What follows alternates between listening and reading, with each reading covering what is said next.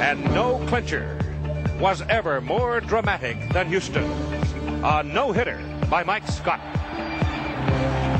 Now the hitter is Will Clark. He's 0 for 3. Swing and a bouncer. This should be it. Davis runs to the bag. Game is over. No-hitter. Astros win the championship. What a way to do it. A no-hitter. Mike Scott has just thrown his first career no-hitter, and the Astros are the National League's champions of the West. ABC Sports is proud to present the National League Championship Series of 1986. The New York Mets, champions of the East, and the Houston Astros, champions of the West. In the opening game, the pitchers, Dwight Gooden for the Mets, they call him Dr. K for good reason. Mike Scott for the Astros. Lately, he's been called great, also for good reason.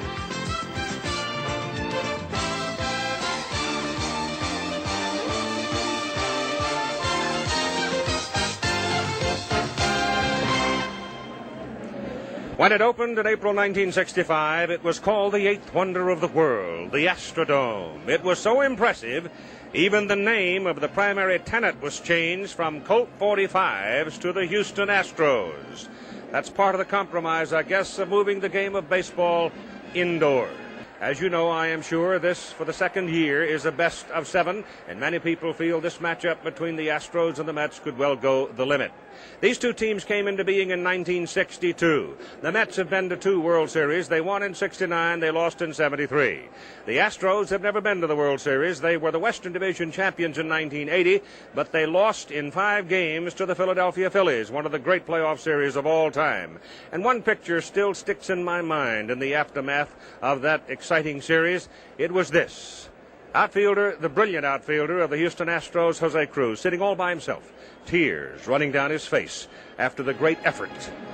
So close, but just 1 run short.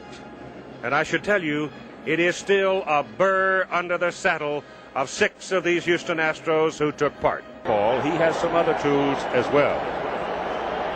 Well, he's got an outstanding fastball, but his split finger fastball is the pitch that's really turned him around. As a matter of fact, Tony Gwynn, fine hitter of the San Diego Padres, put it best. He said if everybody in the league threw the split finger fastball like Mike Scott, then the hitters would be out of a job and all you'd need would be pitchers and catchers. That's how effective he has been this year.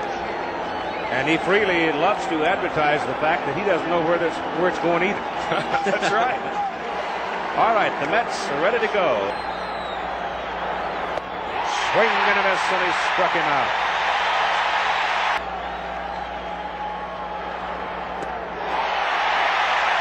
Now Gary Carter wants him to look at the ball. I mean, that thing just exploded. Well, it really did. No sooner than Carter swung the bat, he turns around and asks Doug Harvey to check the ball. From a psychological standpoint, you don't know whether having him check the ball that quickly works to the advantage of the Mets or to the disadvantage of the Mets. They may be worrying about the wrong thing. 2-strike pitch. Swung on and missed, strike 3. So Mike Scott strikes out 2 of the 4 Mets he faces. New York leaves Bachman on first, and after a half inning of play, there is no score, and the controversy has already started over whether or not Scott's doing something to the ball. And as Tim McCarver says, it could be they're fussing about the wrong thing. Dwight Gooden on the mound with a record of 17-6, 2.84 earned run average, and he is the first major league pitcher in his first 3 seasons to strike out 200 or more in each season. His lifetime record is 58-19, and it's amazing that he is going against Mike Scott tonight because Dwight Gooden, his nickname is Doctor, and of course we've already seen that Scott has been accused of doctoring the ball already. The split-fingered fastball was part of the conversation I had with Mike Scott. Here's what he says about it. It's the exact same motion as I use when I throw my fastball. I think that's why it's been so easy on my arm this year. I don't really, there's no tricks to it. It's exactly what the pitch says. I split my fingers and throw a fastball. Are you among the legion of pitchers, even though you've had a remarkable season, that ball may be a little hotter this year than it has in times past? Well, I don't know. I just, maybe I'm lucky that my fingers are the right size, or I think you have to throw hard, and I throw hard, so that makes the ball move a little bit more. But it just was a real easy pitch for me to pick up after I talked to Roger Craig. We spent about 10 days and threw about 7, and after that, I just basically got my arm in shape, threw it in spring training, and then the pitch came around. And right now he's pitching to Darryl Strawberry, to be followed by Mookie Wilson and Ray Knight. Both benches emptied because they thought Roden was scuffing the ball. Struck him out.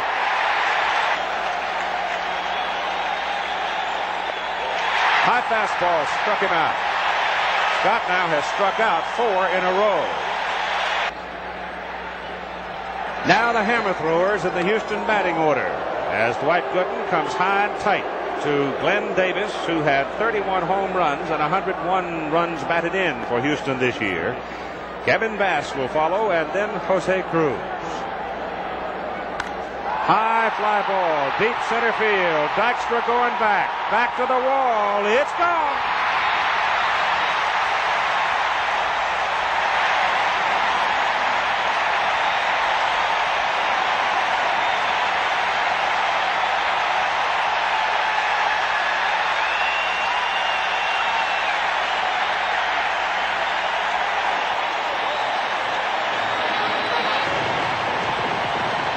He put it right in his wheelhouse. He threw the best pitch that Dwight Gooden can throw, a high fastball. You talk about power to power. It's an old cliche, but applies here. This ball has hit a ton to center field. And it's 1-0 Houston with Kevin Bass coming to the plate. American League, you have the DH. How true. Swings and misses and strikes out.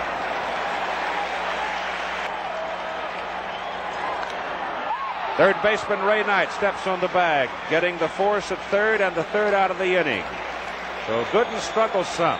The Houston Astros break through and score on Glenn Davis's home run and lead after 2, 1-0. San Francisco that he nails his no-hitter. Yeah. And clincher. Oh, great play by Billy Doran.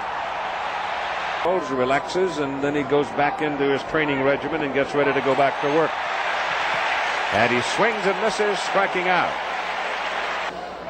Great Scott. He has been that this year. 3-2 pitch. Sharply down the right side. Great play, Hernandez. Gooden covers it, and Hernandez throws him out. Is there anybody better over there? No. I've never seen anybody better. Guys won him 17 home runs in this park this year. That's a shot down the left side. Great play, Ray Knight. Throw, got him. 2 fielding gems in the inning on the corners by the Mets. Trying to play. Swing and a miss by Carter. To Scott. Bounced to the shortstop. Second for 1. Back to first. They get the double play, and once again, Gooden dodges a bullet. As in the second inning, and now in the fourth inning, the Astros have the bases loaded with 1 out and can't break through against him. Picture will adorn the backdrop on the David Letterman show. Swing and a miss. And that's strikeout number 7 for Mike Scott. Punches it on the ground. Shortstop has it. Throw to the plate. And Hatcher is out. Out number 2, and down at first base, Walling on the fielder's choice. So the drawn-in infield in this instant pays off. Lifted to left field. Cruz going back. Turns his back, makes an over-the-shoulder catch against the wall, and Dykstra has to hustle back to first. Full count. Dykstra goes. Good break. And the throw through to second base as Hernandez is called out by Harvey and did not like it. Well, I don't think Ashby liked it either. Hernandez very upset, and umpires obviously have a longer fuse during the playoff series. A quick call. Harvey calls it a strike. Now you can see Ashby doesn't know, so he figures I'll throw it anyway. Obviously, if it's ball 4, then he doesn't want to throw to second base. Dykstra does have a stolen base, and Hernandez is continuing. He is not pleased, though the pitch, it was on the black. Well, it was a very, very close pitch, I'll tell you. Yes, it was. Now it's Gary Carter. 3-2 to Carter. Strike 3. 9 strikeouts. He has struck out Gary Carter 3 times. In the middle of the 6th, it is 1-0. The Houston Astros leading the New York Mets. Well, there's one of the senior members of the umpiring corps of the National League. And Keith Hernandez came out to his first base position still steaming. But let's go back to Gary Carter on the pitch he struck out on. This ball is right down the middle of the plate. And you remember we were talking about the psychological advantage of the split finger fastball. That was a regular fastball right down Broadway. And Gary Carter was the first to take issue with Doug Harvey earlier in the ball game. And he just took that pitch, and with a man in scoring position, you rarely see Carter do that. Bass runs. And Cruz strikes out on a fastball eye high. Count now on Scott. He's gone. Struck him out looking. So the Astros strand 2 more. They'd have now left 7 on base, and they lead 1-0 after 6. By the Mets in the 1980 free agent draft out of Los Angeles. I don't know if he swung at a strike or not. I don't think so. He strikes out anyway. Back to the mound, gloved by Scott. Second time tonight he's flagged down a hot one up the middle. And Ray Knight is retired, and so are the New York Mets. So in the middle of the 7th inning, it is still a 1-run ball game. Houston leading 1-0. He struck out Hatcher, and he may have done it on a pitch out of the strike zone, but he did it with a blazing fastball. Nice. Then you know you got to listen. Walling swings and misses and strikes out. So Gooden now with 5 strikeouts in the ball game. He's heating up. Young Italian, Brooklyn born. Swings and misses and strikes out, and Scott has 11 tonight. 1 out. Base is empty. Up the middle it goes, hits the mound, slows it down, goes through Reynolds. And let's look back to Scott here quickly. He's a little slow to get up. He came down on his right hand and arm. In the Houston bullpen, 1-0 Astros lead. Ball is hit to the right side. Great play, Doran. Back to first, throws it in the dirt. Davis can't handle it, and there are 2 Mets aboard. 1-2 to Backman. Swung on and missed. He has 12 strikeouts. And more importantly, perhaps under this circumstance, he has 2 outs. Struck him out.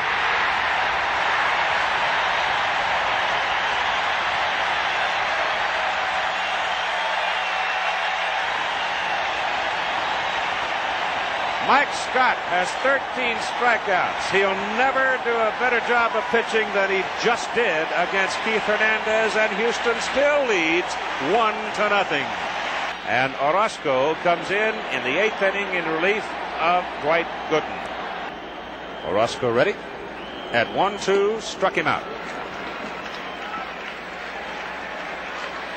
So Jesse Orozco comes on in the bottom of the 8th inning, and he puts down the Astros quietly, the middle of the order. And going to the 9th, it's 1-0 Houston. Third base way. Walling's throw on the money. Championship series. Strawberry hits it hard. It is on a bounce and flagged by Kevin Bass. And that's base hit number 5 for the Mets, and they're still alive with Darrell on first base. Two-strike pitch to Wilson. Strawberry goes. Pitch is high. Throw too late. He's stolen it. Oh, I tell you, this game for a 1-0 ball game has had everything in the world in it, hasn't it? Great defensive plays. Most of the time, low-scoring ball games are a purist form of baseball. Not this one. To right, smothered by Davis. Throws to the pitcher covering at first. And what did he call him? Called him out. Got a beef from Bill Robinson. The umpire, Lee Wire, is overshowing where Scott hit the bag with his foot. And you got 2 down, and how close can it be as Strawberry hustles over to third? Now is between Scott and Knight. 2-1. 2-2. And Knight screams over the call.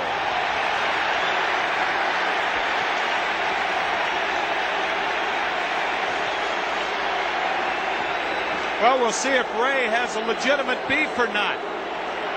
On the 2-1 split finger fastball. It's very close. Very, very close. For the Mets. Mike Scott trying to win it right here. Struck him out.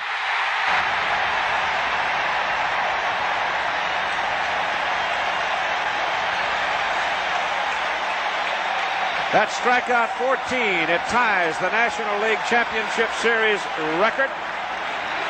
The Houston Astros have defeated the New York Mets by a score of 1-0 on a 5-hitter by Mike Scott.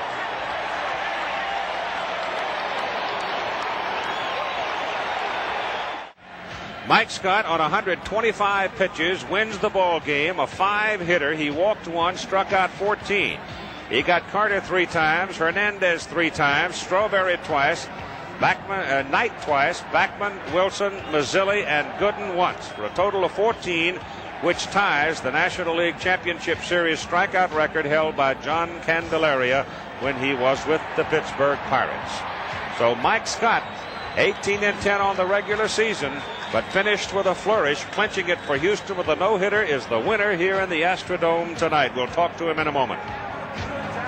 All right, let's turn our attention now to Mike Scott, who was absolutely, as the sign says, sensational tonight. When Gary Carter, Mike, when he complained about you possibly scuffing the ball in the first inning, did you feel like that was a psychological attack for you? Well, I don't think it makes any difference to me. That's been going on ever since I learned the pitch, and it certainly wasn't a surprise that he did that. They've been talking about it for a month, so I don't think it makes any difference to me. If they think I'm doing things like that, I think it helps me. The opening game will be hard to top, but the New York Mets and Houston Astros will try. Tonight, Game 2 of the National League Championship Series. Lynn Dykstra, a comment on the tempo in the clubhouse, the mood of the team after being handled a little roughly last night by Mike Scott. He pointed toward tonight's game. Well, I don't think it was too bad. You know, I remember talking to a former Pirate in spring training telling me what Chuck Tanner said after they lost a couple in a row the year they won it. And they usually turned the music on and danced around after they won every ball game or lost every ball game. In the playoffs, the radio wasn't off when they lost. And Tanner walked in and said, "Hey, turn that radio back on. We're not changing a thing here." And that's what I thought of when we walked in that clubhouse last night. You know, the mood's good in there. You know, that's one game. We got out of the split. We go back to New York. We'll be fine. And on the mound, the Express. You need a wagon to haul his personal records around from his career in Major League Baseball, Nolan Ryan. And when he was a sophomore in high school, the scouts were hanging around saying, "Kid, you got a Major League fastball." Well, he was 6'2", 150 pounds then, tall and lanky and made out of Texas leather, and he grew up to be bigger and stronger and throw even harder. And he is literally a walking legend out there in the center of the infield. Outer defense, in fact, the Mets lineup is the same with the exception of the pitcher, Wilson, Dykstra, Strawberry. Around the infield, Hernandez at first, Backman second, Santana at short, Knight at third, and Carter back of the plate. Ojeda, who lives out in Visalia, California, all kinds of stories on mispronouncing his name. but I think he's grown to accept the regional mispronunciations of all names. Ojeda to Hatcher. Changeup. Struck him out looking, and Billy takes a walk to the dugout. He knew he'd been had and just walked away. 2-2 pitch. Struck him out. So an impressive start for Bob Ojeda. Now the 1-2. First strikeout of the ball game for Ryan. On the breaking ball, not get it, and expect to hit the fastball. Strikes out the first two, swinging in the second inning.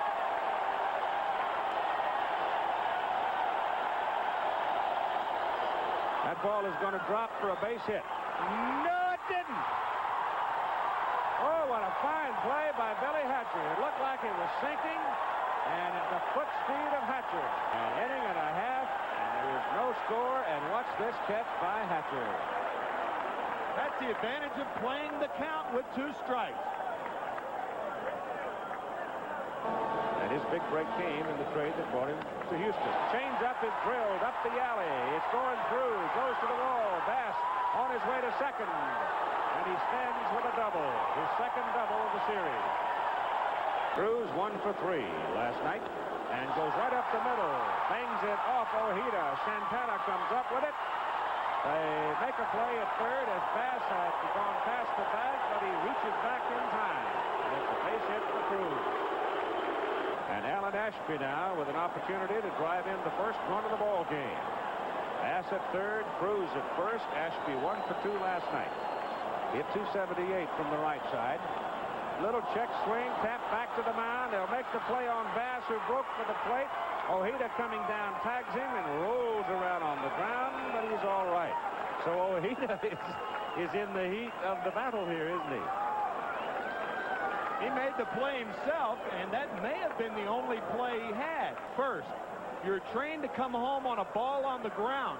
However, you must use your own judgment on a high chopper like this. So Bass runs into an out. Now, I'm not saying that Ashby wouldn't have been out at first base had Bass not tried to score, but instead of first and second, the Astros would have had second and third. No score. Bottom of the second inning. That ball is hooked. Foul. Again, close. 2 down and 2 on in the bottom of the second inning. Strike call. Bonds gone. Side retired. Astros strand 2. Ball game.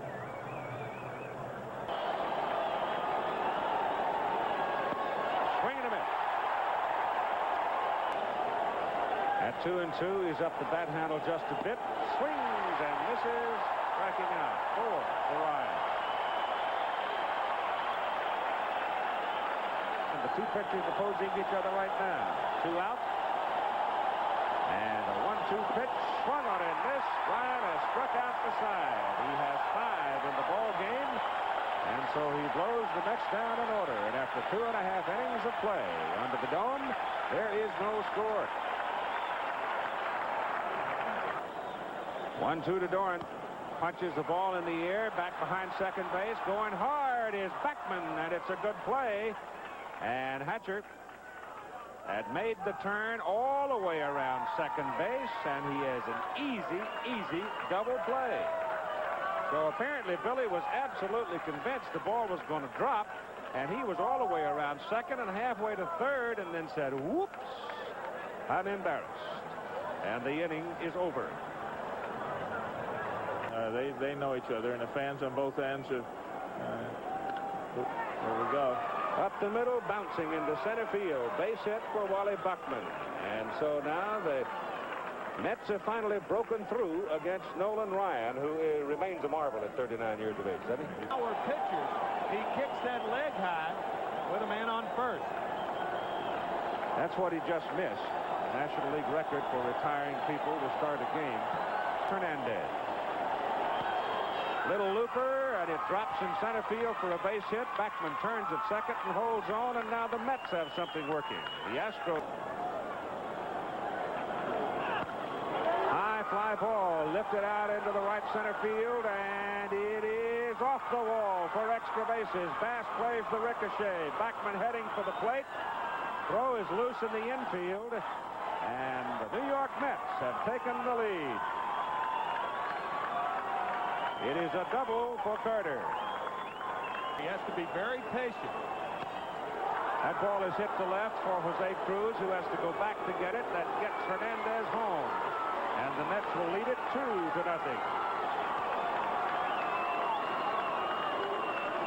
2 down now. And Keith, again, Nolan Ryan did what he wanted to do. He threw the ball out of the strike zone, but Strawberry just tomahawked that high fastball to drive in Hernandez. 2 on, 1 on. Carter at second. Hernandez having scored. That ball is hit out into the left side, and Cruz, a fine running catch to retire the side. But the New York Mets break through at the top of the 4th inning and take the lead, 2-0. Now, look him out.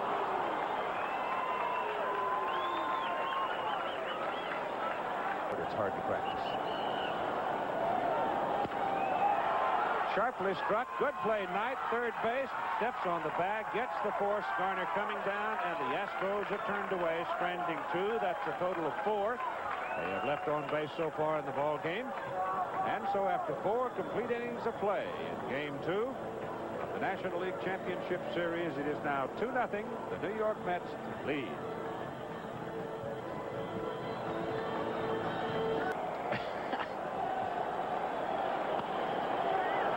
Loop to right, base hit. Kevin Bass plays it on a hop and quickly back. And Santana is aboard with the 4th hit of the game off Nolan Ryan. He's going to try the bunt one more time and gets it down. And Garner whips it to second. Back to first. Got him at second and missed him at first. Boy, that was close at second base.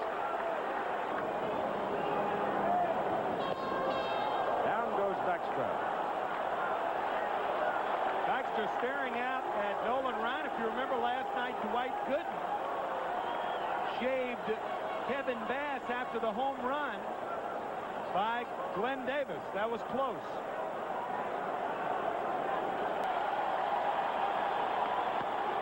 Hit in the hole, past shortstop, into left field. Base hit, Ojeda to second, and Dykstra is aboard at first.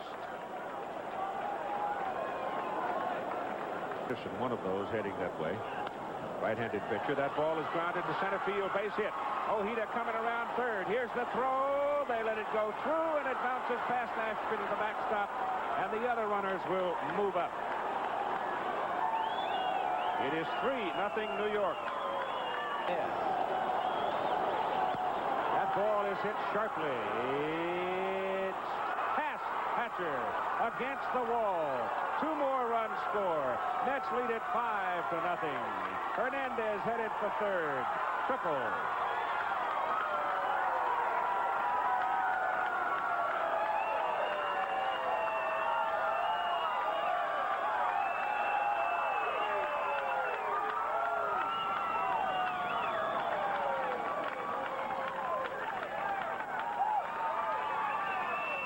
A bit of gloom now settles over the Houston Astros dugout. But it is a big inning for the New York Mets as they add 2 more runs to their total. And now in the middle of the 5th, lead the Astros 5-0.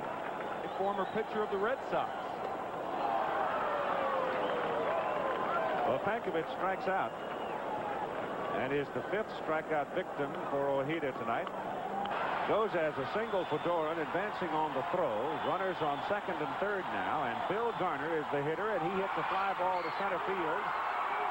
Well back to the track, making the catch, Dykstra for the 3rd out. All right, the line score in the ball game to this point as we go to the top of the 6th. The New York Mets 5-7-0. The Houston Astros 0-6-1. Nolan Ryan has departed after 5 innings of play. 7 hits, 5 runs, all earned, walked nobody, and struck out 5.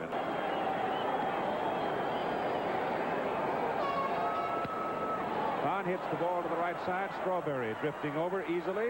One-hands it, and the side is retired. So Houston strands 2 more. That's a total of 8 in the ball game, and they've got a problem. They trail after 6, 5-0. Garner stings it to right center. Here's Houston's first run of the ball game as Hatcher comes around from second to score.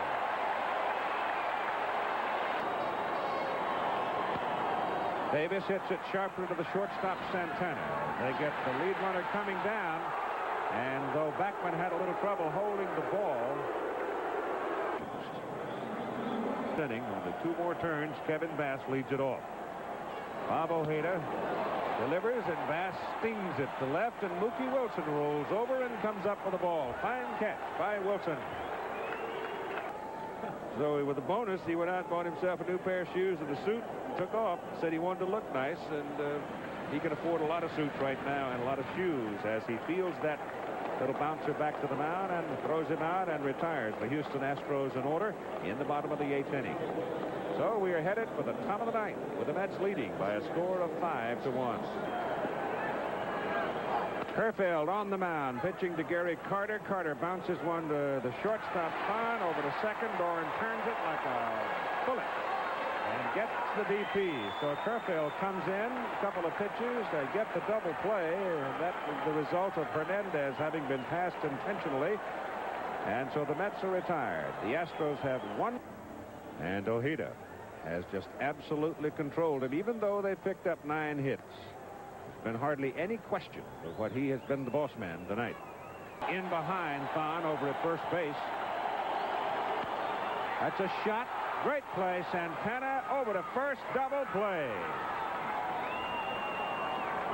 Manager Bill Freiberger. Broken bat. Ray Knight at third. This could do it. Game's over. And the New York Mets have evened the series at 1-1. With Bob Ojeda, the dominant figure in tonight's ball game. Pitching, he gave up 10 hits, but he kept them scattered, and most of them came at times when it meant nothing offensively. And so the Mets beat the Astros in game number 2 by a score of 5-1.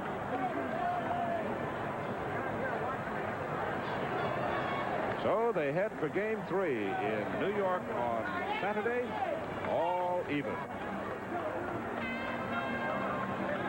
Thank you very much. Though they are talking about having some baseball played in the Soviet Union, maybe one of these days the Moscow subways will haul you to the ballpark too. I think we should talk just a little bit about the weather, though, because there is rain forecast for Monday. They think, we know we'll get this one in today in 50-degree temperature, and Ron Darling doing the pitching. And before we get ready to go, let's spend a moment with Tim McCarver as he talked with Kevin Bass, the colorful right fielder for the Houston Astros. The wind seems to be blowing straight in, but you never know. That's banged over the pitcher's mound, out into center field. Tuffle made a run at it and couldn't flag it.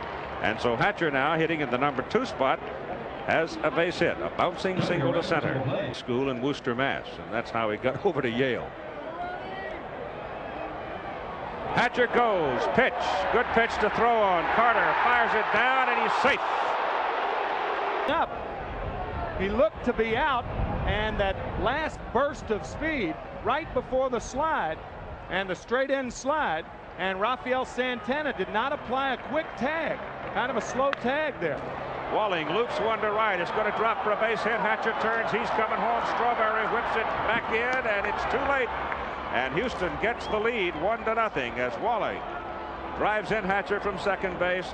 And there's the aggressiveness of the Houston Astros surfacing early in this ball game. And that run off Dwight Gooden to beat the Mets 1-0 in the opening game. The pitch outside and coming to the backstop, and Walling moves on down to second base.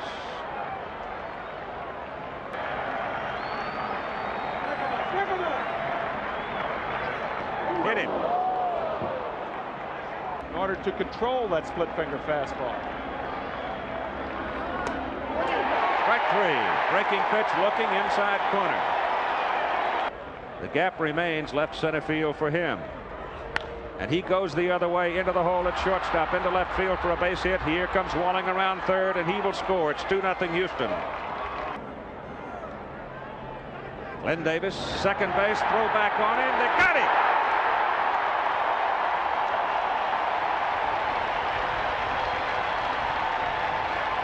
From Darling, I told you to watch his feet. He's quick out there.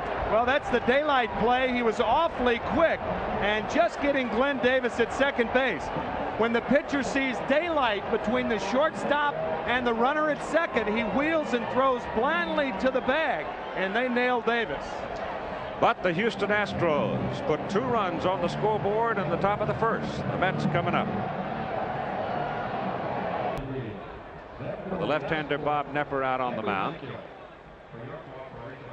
Bob was also the first pitcher to shut out the Mets this year. He beat them 3-0, and then less than 48 hours later came back and beat the Mets in relief.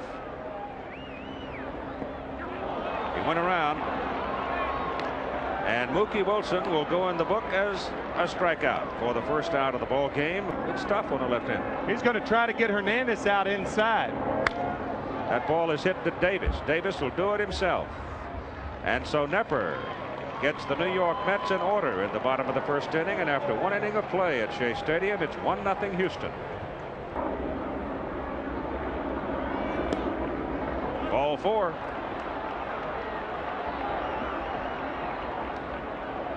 So he's hit a man, and now he has walked a man. He has been touched for 3 hits. Hernandez to the mound to talk to him. Have the cone head mask that they wear. Never know where they might turn up. Bill Doran, top of the order now, up for the second time. Grounded out to first base, his first time up. And he hits the ball well. Going deep to right center field. It's gone. A 2-run home run by Bill Doran, and it's 4-0 Houston.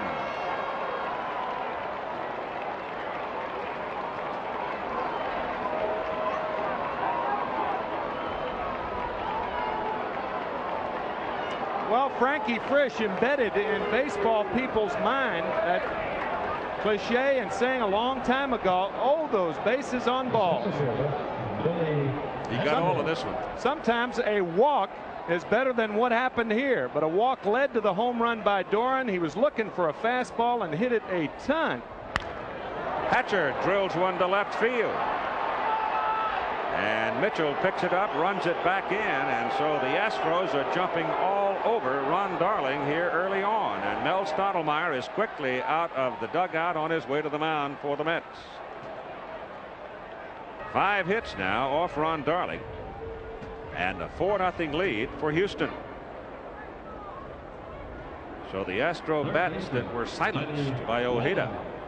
They have already doubled their run production for the first 2 games. Yeah, in 1 2/3 innings of their first 2 ball games. Runner goes. Carter's throw. Hatcher's 2 for 2. He beat Darling on that stolen base. And what? Darling swings and misses and strikes out to end the inning. But the Houston Astros get 2 more, and after an inning and a half in game 3, they lead 4-0. Swings and misses. He struck out on a pitch that was out of the strike zone. Well, that's the 5th time that Strawberry has gone down on strikes. Number 22. And we mentioned the other night, when you flail at a strike one-handedly, you're not swinging the bat very well. And as you see, Strawberry way out in front of that pitch. His career never bailed out. Bass patient, works Darling for a base on balls.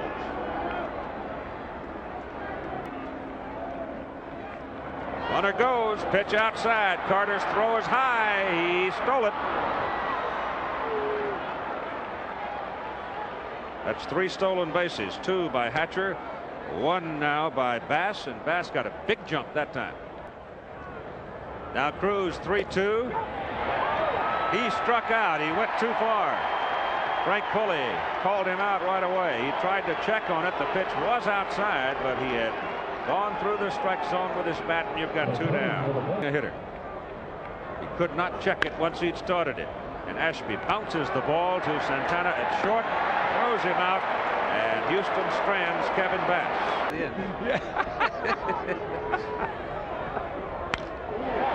Pulled a string on it, and Wilson stings it to left, but Jose Cruz getting a good break on the ball, runs it down, and the side is retired in order in the bottom of the third.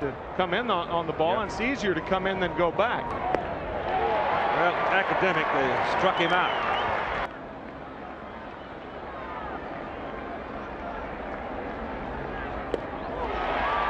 Struck out 2 in a row.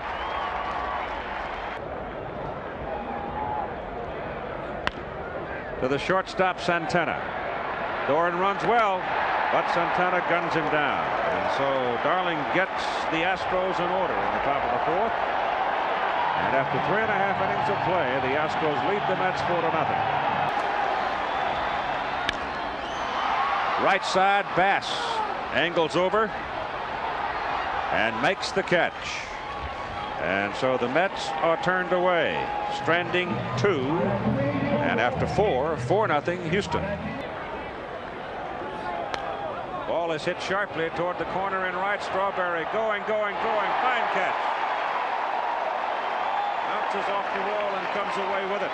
The Astros strand Glenn Davis. They have left 4 on, but they lead in the ball game 4-0. Stop, Rafael Santana. Ashby. Second baseman Doran flags it down. Sounded like Mookie broke his bat and didn't have a whole lot on it. So the side's retired. The Mets are turned away. 4-0 Houston. Back after this word from your local stations. Right-hander Rick Aguilera comes on now in relief of Ron Darling in the top of the 6th inning. As you see from this graphic, he was effective after the All-Star break. The story about Fred Akers being in trouble with his job. That's a bouncing ball tonight at third. Goes to second. 1 back to first. Double play. Hernandez had the ball in front of him. High chop. Walling can't get it over his head. And Mitchell takes a big turn at first and then holds on. Pitchers being allowed by the umpires to blow on the hand. 3-1 pitch coming. Looper out into short center field. Hatcher can't get to it or drops for a base hit.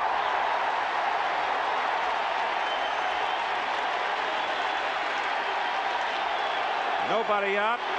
Bottom of the 6th. Mitchell at second. Hernandez at first for Carter.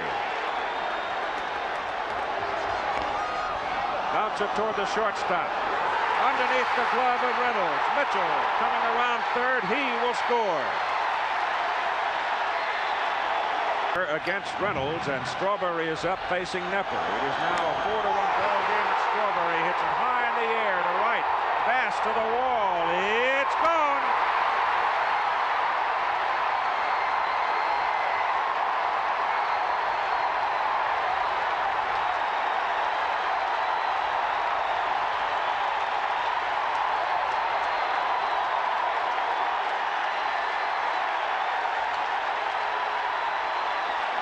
The score is tied.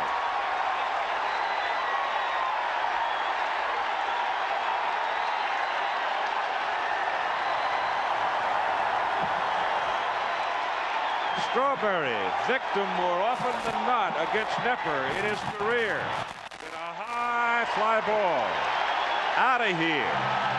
And that error by Reynolds at shortstop haunts the Astros. Well, you think about how this inning was set up for Strawberry.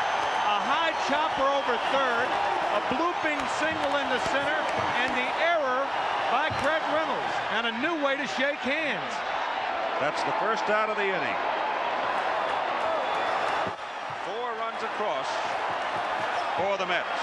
You know, the interesting thing about this whole scenario in this inning, obviously Hal Lanier, by leaving Nepper in, he wanted him to pitch to Carter. He actually gets Carter on the feeble ground ball to short, but Strawberry, the guy left him in for, hits the home run. In the bottom of the 6th inning. That ball is hit hard to right. Bass going back. Wind turns it. Whoa, he makes a fine catch. To the New York bullpen. And he's throwing with purpose. That ball is hit well to left, but Cruz has an angle on it. Jose makes the catch for the third out. But it's a big one for the Mets as they come up with 4, and after 6 it is 4-4. And so Darryl Strawberry takes one swing and does a lot to get the booze off his back, because he was hooted around here quite a bit during this past season and didn't like it. As a matter of fact, he went 0 for the month of August in this ballpark. 0 for 45 in this ballpark in August. And they were coming down pretty hard on him. Rick Aguilera is out there now with a chance to win this ball game.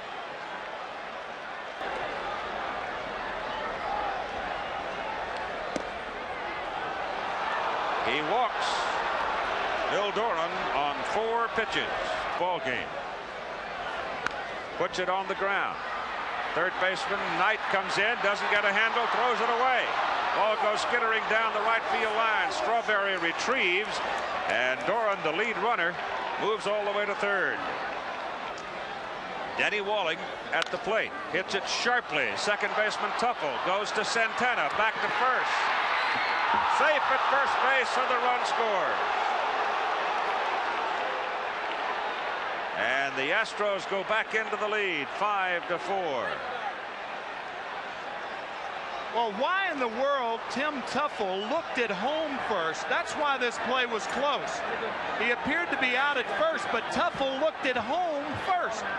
And when infielders are in double play situations, you're back to get the double play. He appeared to be out, but that really has nothing to do with it. Tim Tuffle fielding the ball and looking home first made what should have been a routine double play into a fielder's choice. Again, the look at first base.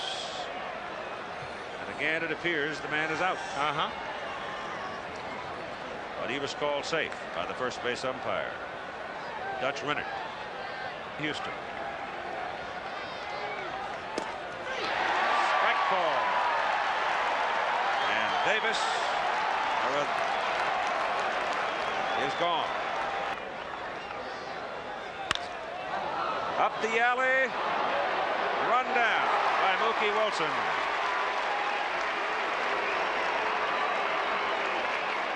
But the Astros battle back in the middle of the 7th. They lead 5-4. Back after this commercial message and a word from your local station. Out on Lenny Dykstra. Into that tight crouch. Swing and a miss, and he struck him out.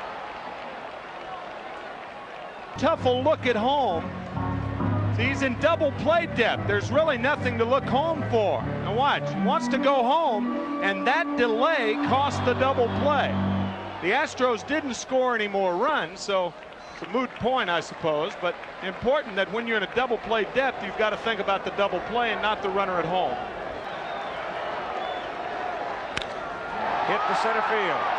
Hatcher drifts back, makes the catch, and Nepper gets out of the inning, getting a very dangerous man on a fly ball to center. And after 7, Astros 5-4. Jesse 8-6 on the year. He pitched a perfect inning, as Keith said earlier, at the Astrodome. You might see Thon and Lopes both if somebody gets on. Cruz out on a pitch on the outside corner, called strike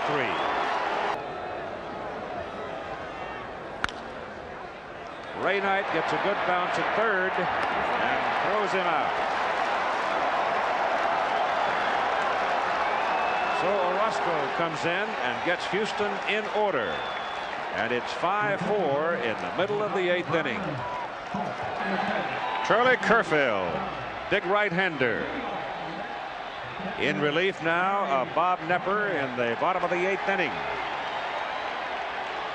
Gary Carter comes out to face Kerfeld. Dave Smith is now up in the bullpen. Back to the mound. Behind the back, grab by Kerfeld, and he throws out Carter. Well, you gotta love it. That's all there is to it. I mean, I don't either, and neither does he. But watch him catch it. It's part of the act. I'm telling you, he catches it. Now watch what he does to Carter. Watch. She's gonna point to him. Just for a little added emphasis. A little point there, Gary. Struck him out. Goes down. There's a Ball is hit in the air to right. Kevin Bass has some room on it and makes the catch for the third out. So Kerfeld does his thing, and the Mets go down in order as we move on to the top of the ninth inning. The Astros leading 5-4. Days rest. Mike Scott tomorrow night coming back under the same circumstances. Hatcher swings and misses, and they've got Doran hung up. Got him caught, and Hernandez tags him out.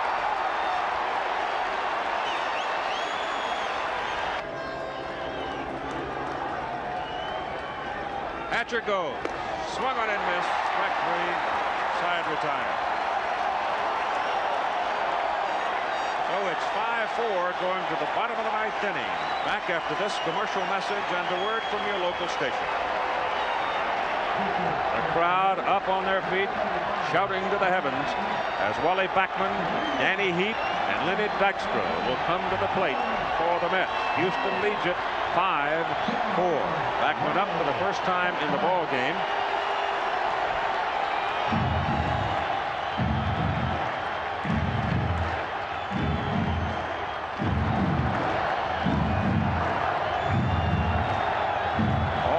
Left-handed hitters, and pitching now for Houston, the closer, Dave Smith. And the first pitch is ball 1. Never started Kerfeld an inning. Now it's Dave Smith. Ball is bunted by Backman. Roll toward the first baseman, and Backman goes out to the extreme portion of the baseline, and now Hal Lanier is going to scream about it as to whether or not he left. They're going to say that he went out of the baselines to avoid the tag. That's Lanier's argument right now. Now watch Wally Backman. Now obviously you can do this on a single to the outfield, but it's questionable as to whether you can do it to avoid a tag. You must be able to touch the bag. Now did Backman circle and come back to touch the bag, or when he made the circle, was he in a position to touch the bag? It was Dutch Rennert's position that he was always in a position to touch the bag, and now they're going to get some help. Frank Pulley.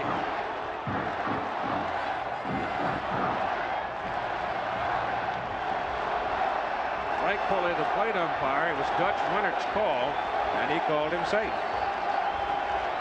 I think Lanier is asking Pulley to help Rennert out because Rennert was preoccupied with the tag of first base, and maybe Pulley may have had a better view of whether Backman went out of the baselines to avoid the tag or not. Well, he clearly left the baseline. Yeah, you can do that. You can do that on a single. You see guys sweep around in the whole bit, but if you're doing it to avoid a tag, then it's another thing. See, that's why those two lines are right there. Now he did go outside the line there, but he was able to come back and touch first base, and that's what the umpires have concluded. And so it is a bunt single for the leadoff man, Wally Backman, and here is Heap for the ninth inning. One strike to Heap, and that pitch is inside, and it gets off the glove of Alan Ashby and rolls to the backstop, and Backman goes to second, and now it's advantage Johnson.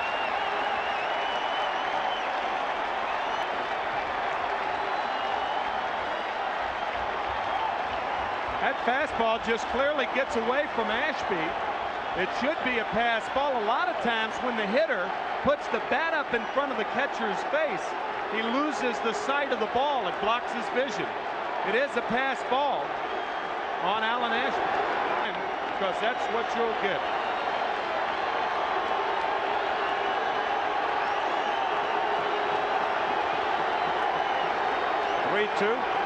To Heap. Fly ball into medium depth center field. Backman comes halfway down and now goes back to second as Hatcher makes the catch, one out.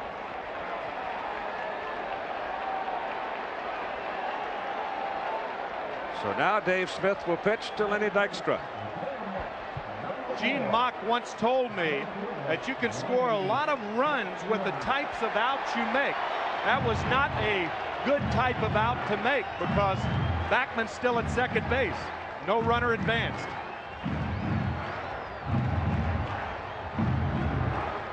With Dykstra up, Mookie Wilson now to the on-deck circle and 1 out. 5-4, Houston lead.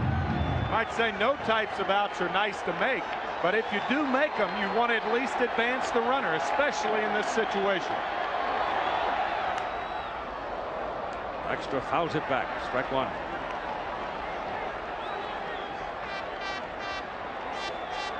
Walling on the grass at third. Davis just off the grass at first. Everybody's on the dirt or the edge of their seats.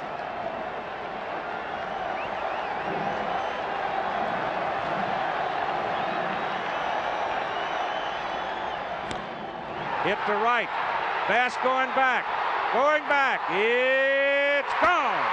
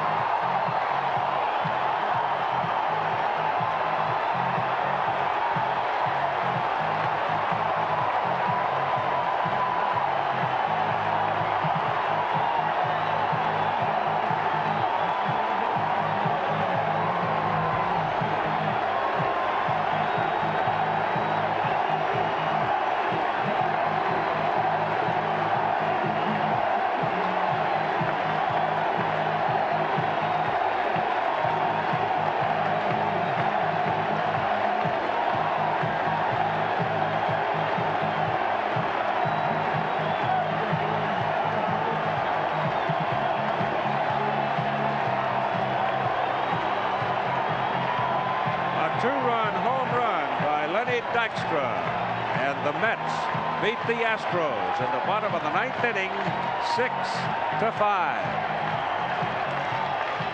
and take a 2-1 lead in the National League Championship Series. Dave Smith, the ace of the bullpen for Houston, throws a fork ball, and Lenny Dykstra hit it out as the Mets win 6-5. Lenny Dykstra, the man they call Neil, so the Mets ball club is waiting. Now the pitch, and a high fly ball hit the right field. It is fairly deep. It's way back by the wall. He did it! It's a home run! A home run! The Mets win the ball game. Dykstra hits a home run. Then Dykstra hit a home run. This ball game is over. He just has that great ability to maintain his concentration. I think a lot of people, they talk about going to another level. I don't think they go to another level. I think that what happens in LCS and World Series play, people tend to not be able to perform as well as they can. Lenny's always had the ability to play as well in tough games as he has throughout the season. That up as you watch Sid work tonight. And his dad has traveled from Hawaii to watch his son on his 24th birthday pitch in the National League Championship Series. What a nice birthday that is. All right, here we go with Bill Doran stepping to the plate. Baltimore Orioles. 3-1 count to Garner. Swing and a miss. Strikes him out. It was a 3-2 count to him, and it struck him out. So Fernandez impressive in the opening inning as he turns Houston away in order. Stop for Houston. Mike Scott has been stingy in the early going. Basically, I think it's fair to say that he's been a stingy pitcher all year. Led the league in ERA, 18-10 record. And the Mets have not had success against the Astros in the first 3 innings of any game. They've only had 2 base runners in the first 3 innings of every game so far. Des at the plate. Carter waiting on deck. To the second baseman, Doran. And so Mike Scott gets the Mets in order in the bottom of the first inning, and very quickly on this mild night in New York, we complete the first inning of play with no score. Win the toy cannon. 2-strike pitch is hit to right center, going to drop in there. A little looping liner that falls in front of Strawberry, and Glenn Davis is aboard. That's a high fastball, and Sid Fernandez can really burn it, and I'm not sure that one was in the strike zone, but Kevin Bass just couldn't leave it alone. Handed hitters, that's a high ball hitter. Swings and strikes out.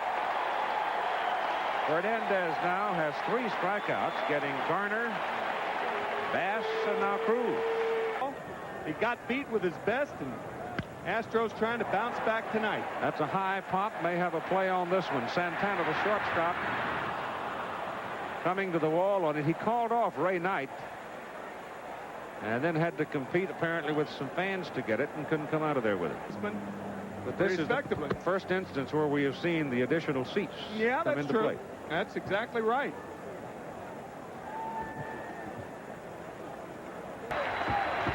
(3-2) to Ashby. Davis goes. Pitch is swung on. Hit to left. Left fielder going back. Wilson hustling. It's gone. Home run, Ashby. How do you do? Well, the New York Mets adding those extra seats, obviously for extra revenue. And just think about it, whether it's extra revenue or not. If this home run is a determining factor in this ball game. One of the very strange things about this game and the new ground rules here at Shea.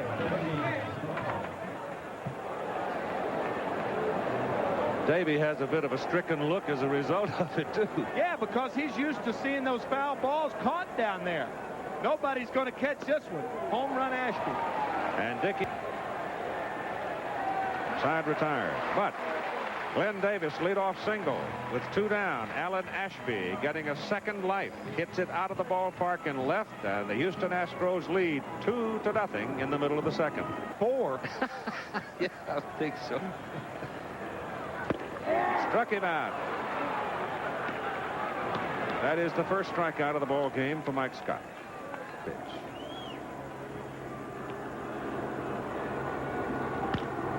The shortstop, Thon, has a chance. Oh, bad bounce. Good play, Thon.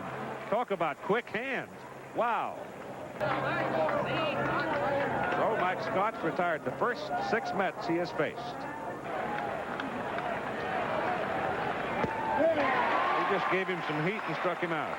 3 Eastern time here on ABC at Shea Stadium, and Hatcher has hit that ball high to right center field where Dykstra runs it down and makes the catch, and so Fernandez retires Houston in order in the top of the 3rd inning. And after 2.5 innings of play, it is 2-0 Houston leading. And he knocked it all the way downtown St. Louis for 3 runs. And Fernandez hits it on the ground for the first baseman Davis, bobbles the ball, and Scott, the pitcher, is over to get it. And Glenn had to double clutch that one to get it over to the pitcher covering at first base. But Mike Scott retires the first 9 Mets he faces.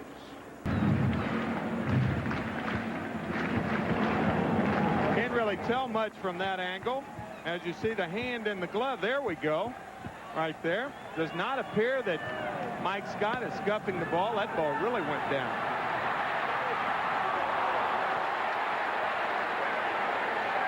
What are they going to call? Interference? They are calling it safe because Mike Scott interfered with Wally Backman. But in the process, he tripped Backman. Now, really, when you think about it, that's the best way to allow your first baseman to make the play, is to trip the guy who's running. But obviously, that was unintentional and a controversial play. Backman goes. Hernandez swings and misses. The throw, not in time. 2-2 pitch to Carter. He went through there. Strikes out. So right now, Mike Scott's got Gary Carter buffaloed. There's no question about it. He handled him in the game 1, and he's handled him so far tonight. And so there is still some effect of being hit And Lou's having partial vision in that left eye by Thon, and he just nailed that one, and it's gone. Home run. Wilson went as high as he could, and it's just over his glove, and Dickie Thon just nailed it. You could hear the crack of the bat, and it was a question of whether or not Wilson would be able to climb high enough to get a piece of it, and he could not, and it is 3-0 Houston. Slow curve comes drifting in, and Mike walks away. I have for it, and I guess I'm a purist from that standpoint. Well, when you're playing the game, you should play all the games. Well, it's off, but Mookie Wilson calls him off of it, and Mookie makes the catch for the 3rd out. But the Astros get one more on Dickie Thon's home run, and they lead it 3-0. Right now, Scott pretty much has things his way as he strikes out Darryl Strawberry, and that will tie him with Tom Seaver for the National League Championship Series strikeout total in a series at 17. Tom said it in 1973. This is after only a game and a half, and if Scott wins this ball game, there's a chance, not a chance, but he will be the pitcher in Game 7 if it goes that long. He could blow that strikeout record right out of tilt. Dickie Thon throws out Mookie Wilson. 2 down. McDowell, on the other hand, is a right-hander and is sneaky fast with a very good sinker. That's the first base hit of the ball game. Ray Knight, sharp little left field, and the Mets finally have the first hit. The bullpen. Popped up on the right side. First baseman Glenn Davis. Fairground makes the catch for the 3rd out. So Heap will go back to the dugout, and we'll see about Fernandez. It's 3-0 Houston. Back after this word from your local stations. A left-handed hitter as a right-handed pitcher. Just sail a little bit. Struck him out.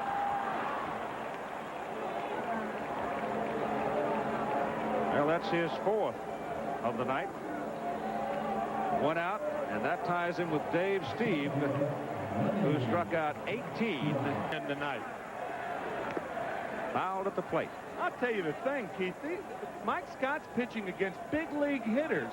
Not only that, the Mets led the National League in batting with a .263 average. They were 3rd in home runs, and they won 108 ball games. So if you think Mike Scott is pitching against a bunch of Humpties, you're dead right. I mean, these are good big league hitters, and sometimes these guys go up there, it's no contest.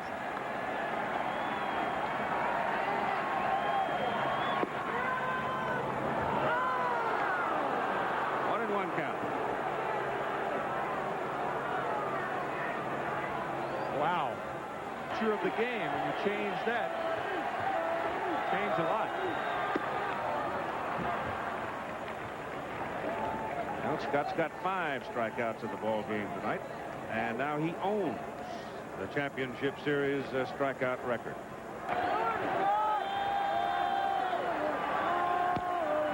Bouncer to the first baseman Davis. Quinn will do it himself, and the side is retired. So he gets him in order, and after 6, 3-0 Astros.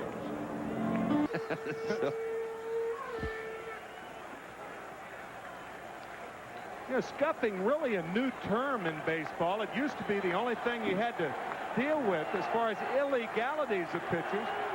Slippery elm, moisture. That's what made it go down. But now it's a legal pitch when you can split your fingers and make a ball do what Scott can make the balls do. Towering pop-up. Bill Doran, the second baseman, and 1 out. 1 to him.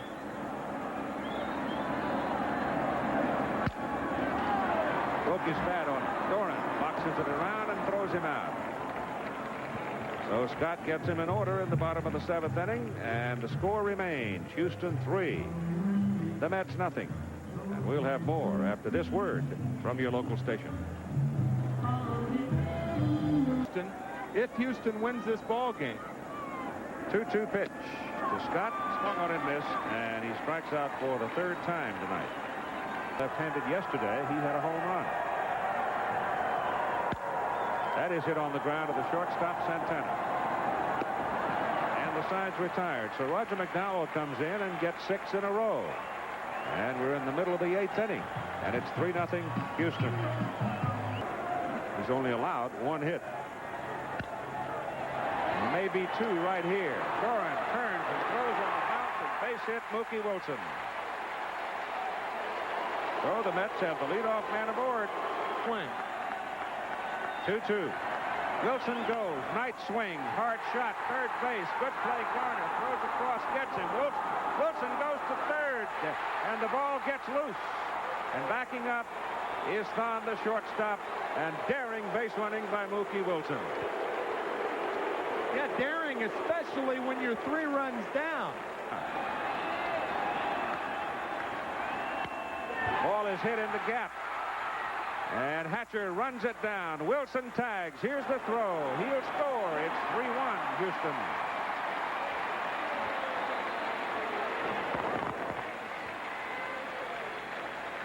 Two down on Heap's sacrifice fly to Hatcher. Well, it's kind of a moral victory for the New York Mets to get a run off Scott. The first one yielded in the 16 2/3 innings that he's worked so far. But they would give Danny Heap that fly ball. They wanted, as far as the Mets were concerned, they wanted an extra base hit out of it. The run's fine, but time's running out. Howard Johnson's wife, Kim. That's hit to Kevin Bass. Moving in right field. He makes the catch. And the side is retired. But the New York Mets get a run. And headed for the 9th inning, it's 3-1 Houston. And the Mets have got a run, and now here is a foul ball that was bounced into the dugout, and you watch the New York Mets examine that thing. They're going to look at it and look at it and look at it. Tim Tuffle, Rafael Santana examining that ball, hoping to find something. Look at Rafi. He said, wait a minute, I think I got something. Bobby, you check it out. Ronnie, what do you think? Nope, can't find anything. They used Orozco yesterday. Bouncer, third baseman Ray Knight steps on the bag, forcing Walling coming down, and the Astros are turned away in the top of the 9th inning. One more turn for the New York Mets. Houston leads 3-1. We'll be back to Shea Stadium after this commercial message and a word from your local station.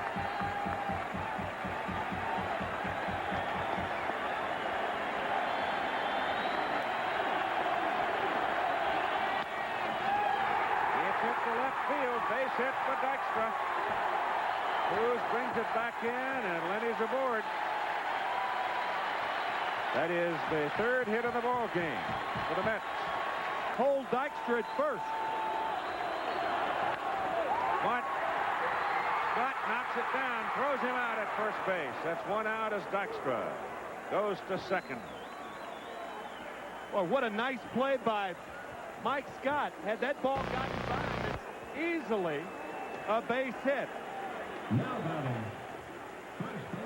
As you see the bunt play, watch Scott dive for it. He cradles the ball and just gets backman. You saw Hal Lanier on the top step. What he was doing was telling his outfielders to throw the ball to second base.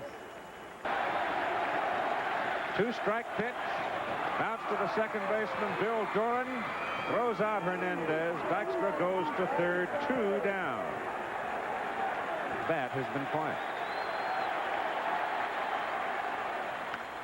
That ball is hit high in the air to center field for Billy Hatcher. This should do it. Game is over. Mike Scott has beaten the New York Mets for the 2nd time in the National League Championship Series. A 3-hitter tonight, and the Houston Astros win it 3-1.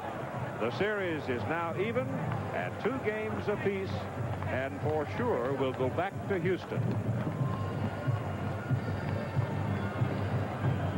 So, Hal Lanier sent his stopper out, and he did the job. 3-1, your final score.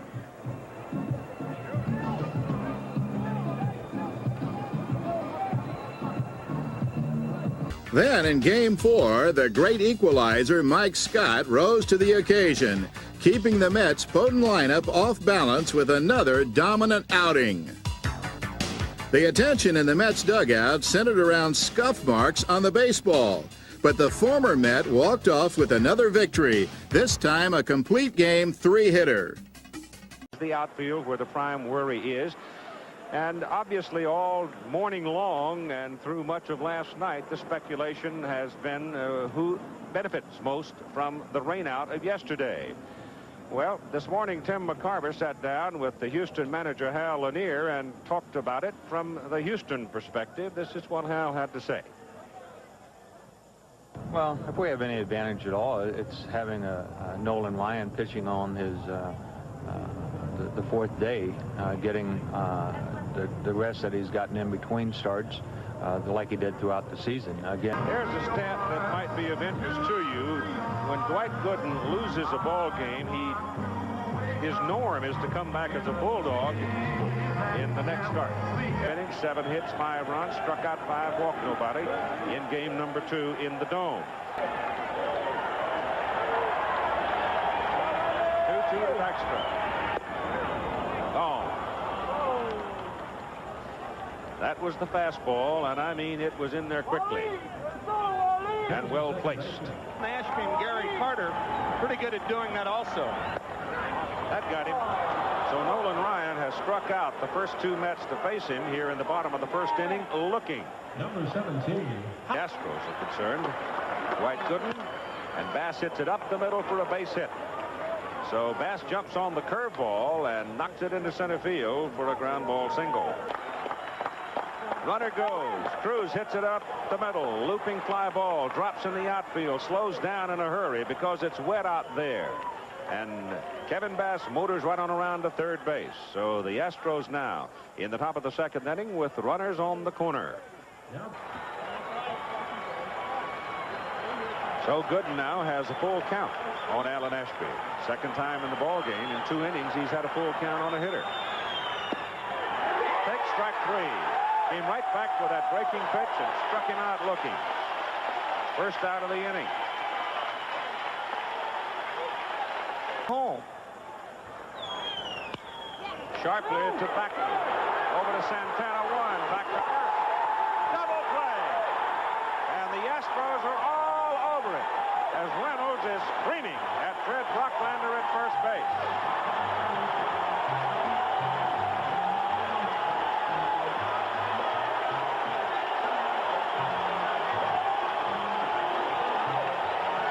What made this play close is the throw that Backman gave to Santana. Watch. See, Santana, that confuses the rhythm of Santana. He's safe. He's safe. He's safe by a half a step. Yep, coming down. A half a step. That's a pretty good size miss. Let's go back to the inning-ending double play. Cruz couldn't get to Santana, and the throw now. Watch the ball and watch the foot of the base runner. Oh, yeah. Easy. Safe, easy. As you said, a half a step, maybe more. I think one reason the Astros argued the play, or another reason, was because Fred Brocklander delayed and hesitated before making the call. Than the tobacco juice. Strike 2 comes with the heater and strikes him out looking. So Ryan now has struck out 3 New York Mets looking. He got Dykstra and Backman and now Strawberry. Now this is going to be a fastball inside, but the signal for the pitch that goes away. Well, he struck out 4 now as he gets Mookie Wilson swinging, and he has retired the first 6 Mets that he has faced. And after 2 innings of play in Game 5 of the National League Championship Series at Shea Stadium, it is 0-0. Comes back at 1-2, and Ryan takes strike 3. Sunny State. Boy, there's a blazer. And Knight put his Sunday punch on it and came away empty. And failed to score in the second. That's 6 strikeouts now for Nolan Ryan, and he retires the first 9 Mets in order. And after 3 innings of play, there's no score.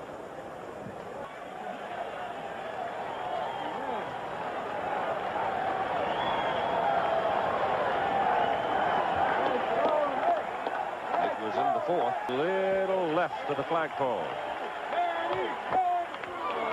Swings and misses, and for the second time in the ball game, Dykstra has struck out. He struck out Backman on a 3-2 pitch. And he strikes out Fernandez on a little foul tip that is held by Ashby, so he has retired 12 in a row. And that is strikeout number 7 for the Express, Nolan Ryan. After 4 complete innings, no score.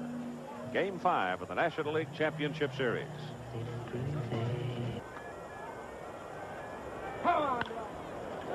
That's a fair ball for Alan Ashby. Strawberry to the corner. The throw. He's in there. Double. And Ashby off second as Gooden pitches to Reynolds, and it's hit to the left side into left field. Base hit. Mookie Wilson comes in a hurry. Ashby is held at third.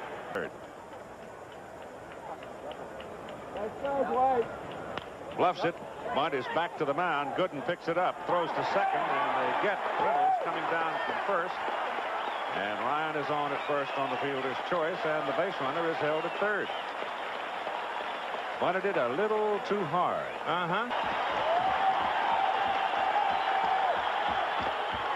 Checked it. They appeal it.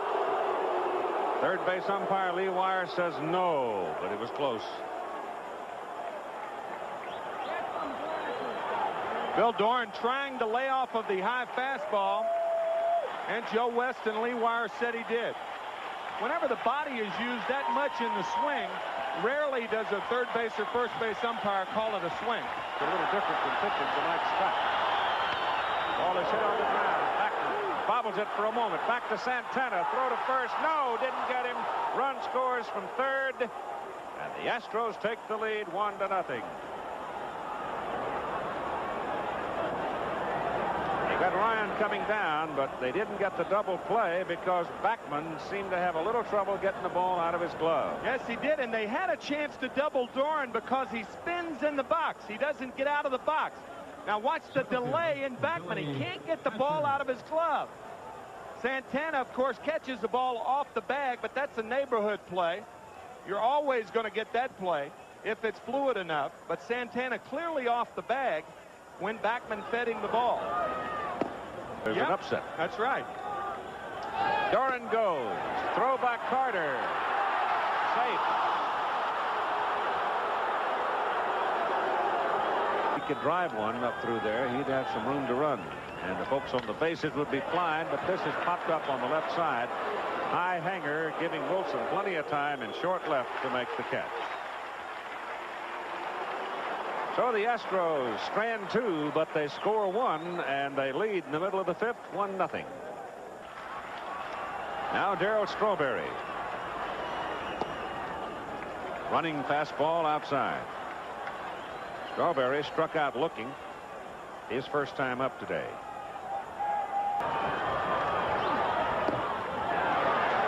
Just inside with that one, and it's 2 balls and no strikes. Remarkable. Surely last has. month of the season. Whew. Now Ryan in danger of losing Strawberry as he goes to 3 balls and no strikes. He has retired 13 in a row. Cheer.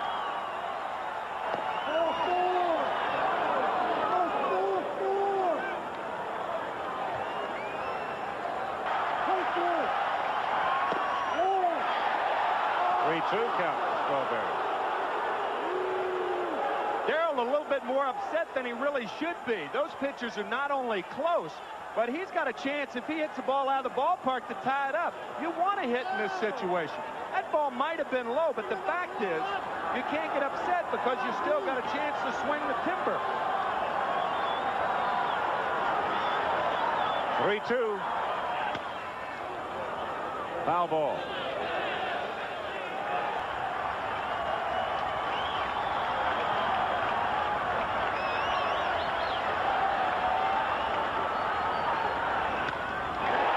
Hit deep to right. Home run.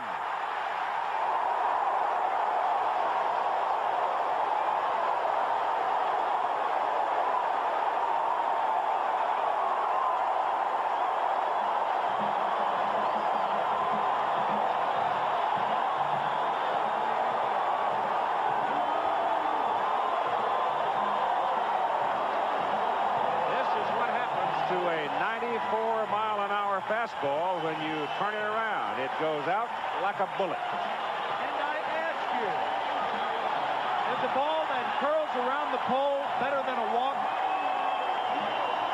I think Davy Johnson and Darryl Strawberry will say yes. Watch the hesitation at the top of the windup. Ball down and in. Not long.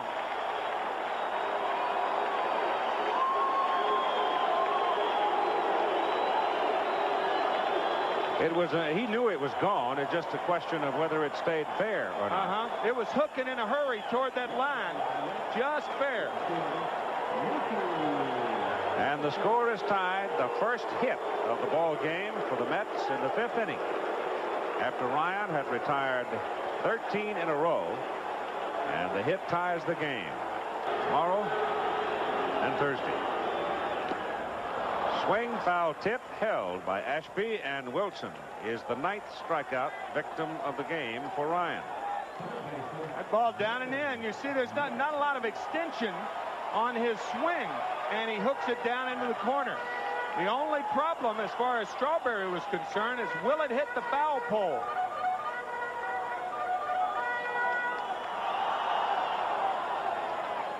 Close, huh? Oh, really was close.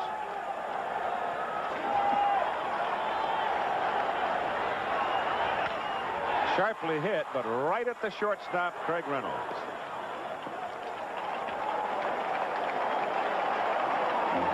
So Dwight Gooden has the first run in his behalf, and he's only even at 1-1 after 5. Back after this work, 1-2 to Cruz. Bass goes. Breaking pitch. Carter's throw. Out. Perfect throw by Carter. And he had a very tough pitch to throw. This is only the second Astro that has been caught during this series. Curveball. Bass had a good jump, but watch where the throw is. Oh, that's perfect. Perfect. And 2 down now with Cruz still at the plate with a count of 2-2. That's a great shot and a great indicator. The game is in the top of the 6th inning. 1-1 tie. Strikes him out. Big jump curveball. So they get Bass trying to steal, and Astros turned away in a 1-1 game.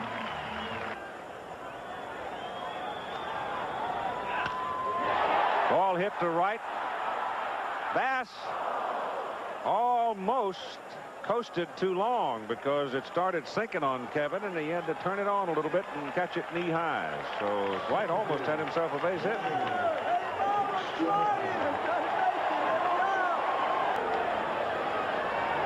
Struck out looking, struck out swinging, and this is a high pop up to the third baseman, Denny Walling.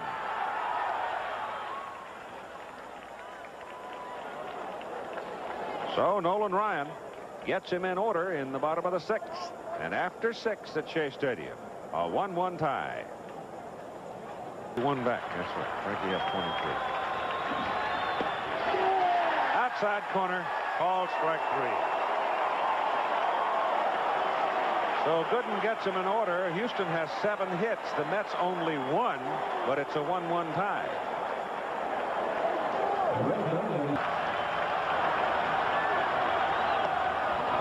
And that'll be 4 in a row as he strikes out Wally Backman for the 2nd time today.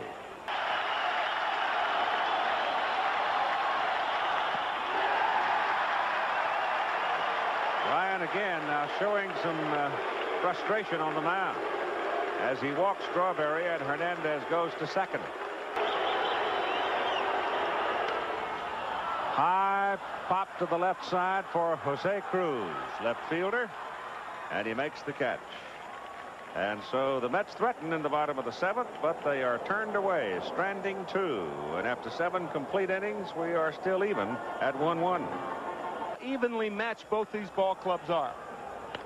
Doran puts it on the ground. Past Gooden. First baseman Hernandez covering. Nobody at first. Gooden late getting there. Thought perhaps he had a chance to make the play on the ball, and did not. And it's base hit, Bill Doran.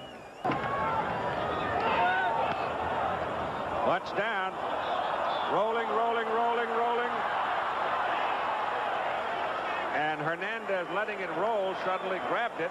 I thought if he'd let it go, it probably was going to go foul, but he decided to heck with that. I got the runner and the ball here together, and let's combine the action, and he got him. And you can't take that chance because it started to roll foul the first time. Doran off on the pitch. Now watch. Now it wanted to roll foul. Now it kicks, and now it's too late. Hernandez has to make a decision, and it appeared he made the right decision. You know what? I think he hit the ball, too, with his foot.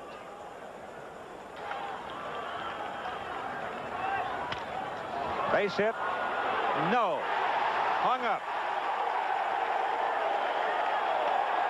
Throw it back to second base to get the double play. Everybody's running off the field. That was not the third out. The liner to left was over the second out, and finally somebody remembered to get the double play at second base. It looks like it might sink, but it doesn't. It stays up. Everybody's running off the field. Bill Doran, in the meantime, is way around third base. And now Mookie Wilson flips the ball into the shortstop at second base to complete the double play. And Doran hangs his hat and goes into the dugout.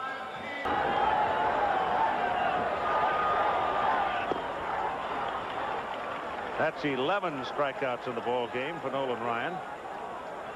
Al Lanier has a commitment to Nolan Ryan's heart in this ball game. That's a high pop to the right side. Second baseman Bill Doran has the beat on it, and the side is retired. So Ryan gets the Mets in order in the bottom of the 8th inning. We're all even. 1-1, headed for 9. It's your power zone. Go to Hacken. To left for Wilson.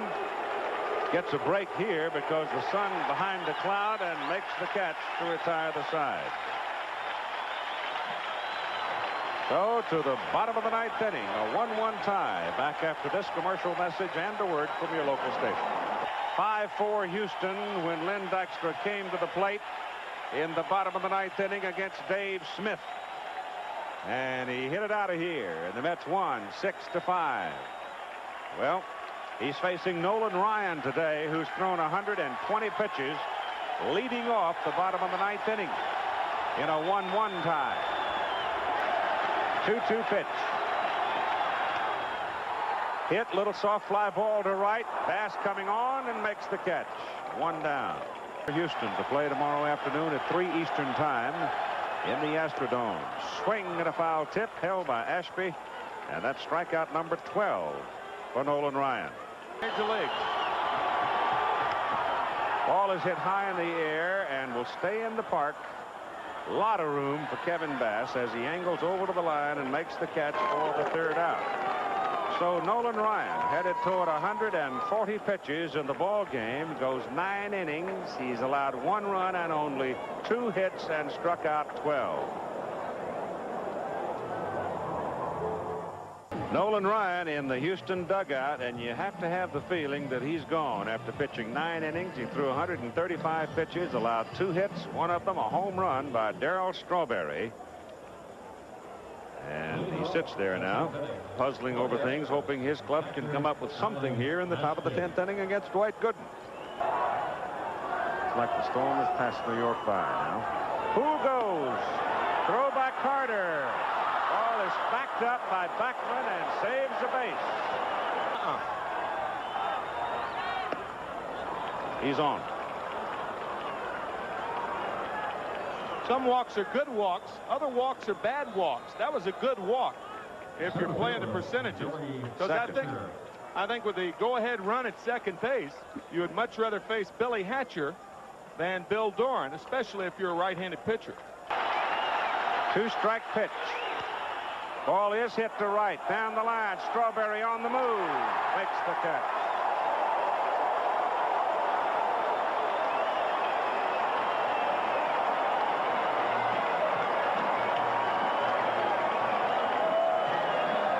The Houston Astros strand 2 in the top of the 10th inning in a 1-1 tie.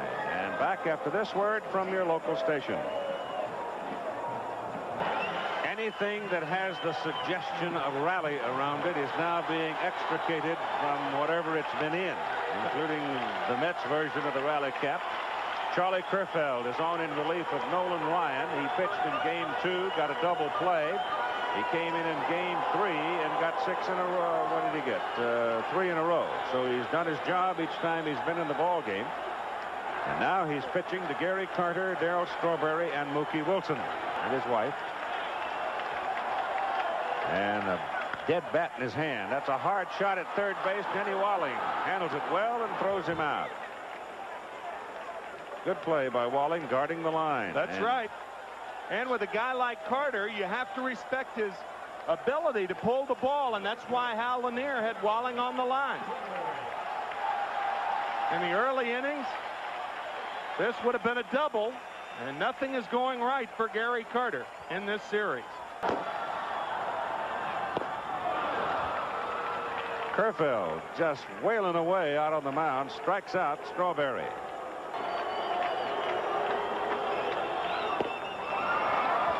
Struck out 2, and he comes bounding off the mound, having retired 3 in a row, and we are headed for the 11th inning in a 1-1 tie.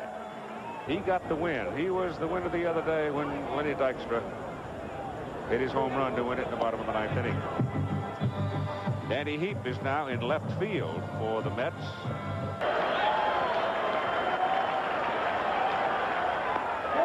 Went fishing and struck out. Technically, is their strength.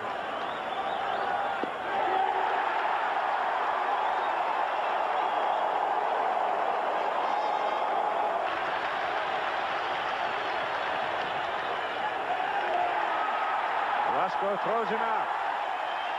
And he, too, does his job. He strikes out 2, as did Kerfeld, gets him in order. And we're headed for the bottom of the 11th inning in a 1-1 tie. 1-9-0 for Houston and 1-2-0 for the Mets. Houston has left 7 on base. He came to the Mets for Mike Scott back in 1982. Called him out. So Kerfeld has now struck out 3, retired 6 in a row, and we are headed for the top of the 12th inning in a 1-1 tie.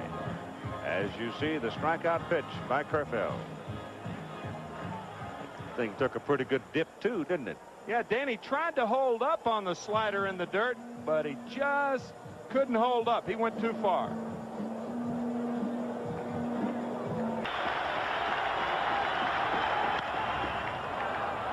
Fly ball to center field for Dykstra.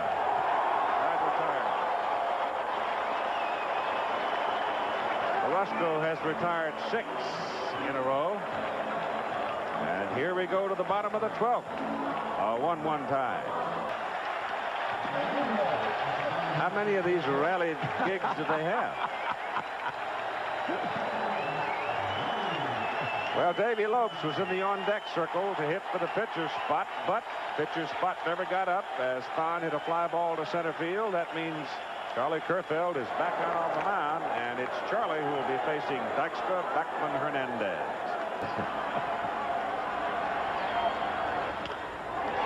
Right at Davis. 1 out. Sharp shot bouncing 1 time. Clubhouse. Whoa, it's off the third baseman. Shortstop Thon picks it up, and Beckman is aboard. A bullet that handcuffed Denny Walling. Ricocheted to Dickie Thon, but with Beckman's split speed, he's on. Only the 3rd hit of the ball game, and I assume it will be a base hit. Walling on the line because of Beckman's propensity to hit the ball down the third base line. He was properly positioned, but the short hop just ate him up. It has not been scored yet. I assume it'll be a base hit. We'll see. 1 out. Beckman at first. The ball gets away from Davis on the throw over there, and Wally Beckman turns at second base.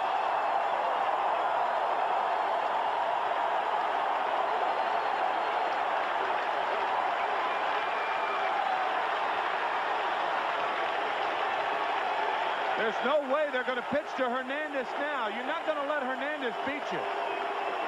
This overthrow, an error, and a very costly error on Charlie Kerfeld. Davis cannot come up with it. So I'm sure they'll walk Hernandez in this situation with Carter having such a disastrous offensive series so far. They're going to leave it up to Carter, I'm sure.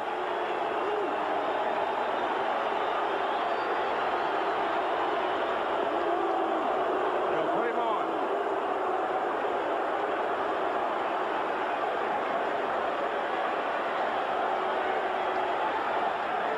And Gary Carter, who is hitless in 4 trips today, he has 1 base hit in 21 trips to the plate in the series, will come to the plate just as soon as they finish the formality of walking Keith Hernandez.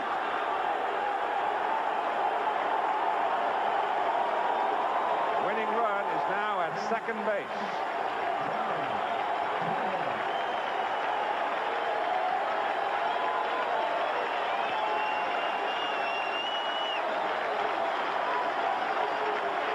Carter's only hit was a double back in game 2.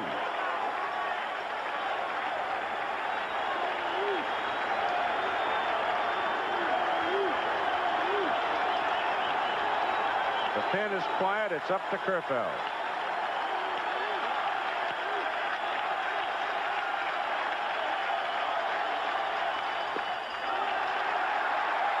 That's ball 1.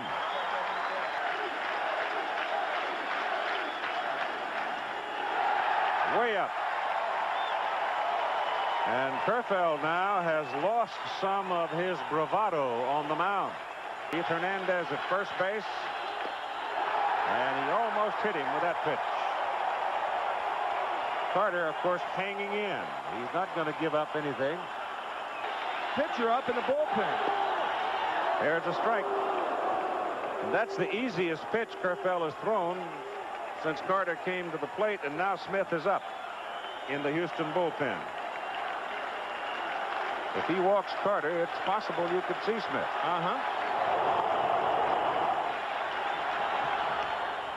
Foul back. Maybe Charlie was just looking for a little extra drama here. He's now gone to 3-2.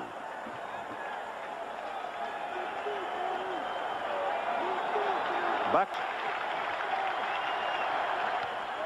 High pop coming back out of play. And Gary Carter is still there. Notice also the runner. Runners going. Carter fouls it back right here. Just missed it. Of course, a lot of that may depend on Carter seeing a lot of fastballs. The chances of Carter seeing a lot of fastballs, the opportunity of him getting the good part of the bat on the ball, with more that he fouls back, the more he's seen. Bottom of the 12th inning. 1 out. A 1-1 tie. Charlie Kerfeld and Gary Carter dueling here. Up the middle, base hit. Backman turns third. Hatcher's throw, no play. Easy for Backman. Carter wins it with his second hit of the series, and the Mets win the ball game in 12, 2-1.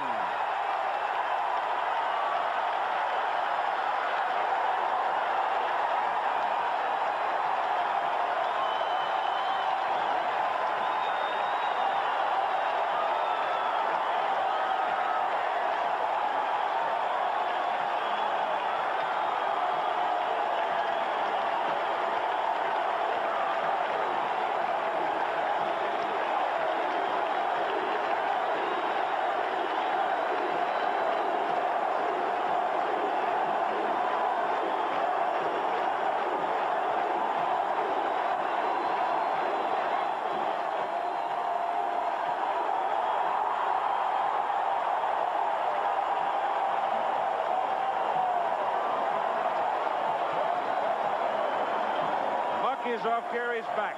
He delivers a sharp single up the middle to score. Backman from second base. The throw from Hatcher was nowhere near in time. He just had no chance on Backman. But remember, it was Kerfeld's throwing error to the first baseman Davis that moved Backman over to second base. Then they walked Hernandez intentionally. Of course, Hernandez was not a factor.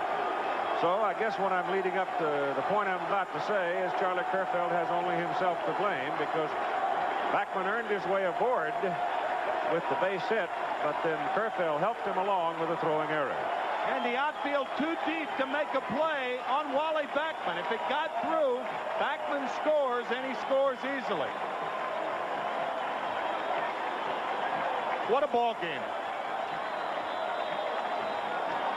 I don't know, in this particular circumstance, perhaps you know full well you can't play him that deep with Backman's foot speed at second base. Maybe you just got to come on in and take your chance.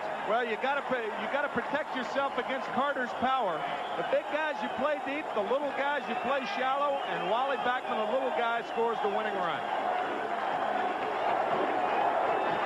So those who came to Shea are rewarded by a 12-inning ball game before we finally have the issue resolved. For game 6 tomorrow afternoon at 3 Eastern time, with the New York Mets leading in the series 3-2. This ABC Sports exclusive brought to you by the heartbeat of America, to Dave Chevrolet, and by Coors and Coors Light, beers with a difference worth tasting. As the leader in sports television, and a brief word now with the man of the moment, Gary Carter. Congratulations. Thanks very much, Keith. Got to feel pretty good after having such a dead bat, huh? Oh my gosh, absolutely. I finally found a hole there, and I was wondering when it was ever going to come, but this ball club, I am so proud to be a part of it, because it's been all them. They're the ones that have been carrying it up to that point. And fortunately, and I thank the good Lord, I know he was with me on that particular at bat, and he came through for me. Game 6 between the New York Mets and the Houston Astros. The Mets leading 3-2.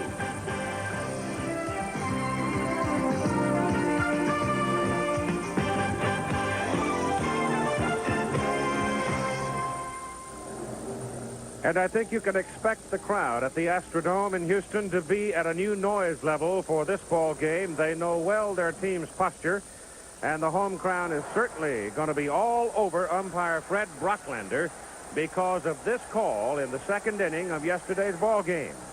An out at first base, completing a double play that cost the Astros a run. And Fred Brocklander today is scheduled to be back at the plate calling the balls and strikes.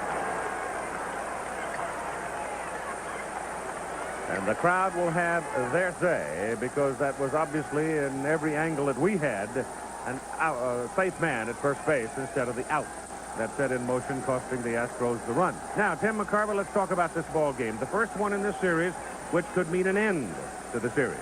Well, remarkably, Keith, the momentum has really shifted with every pitch, with every inning, and with every ball game. And the Astros are playing at home. Of course, advantage, however, New York Mets, because the Mets have to win one of two.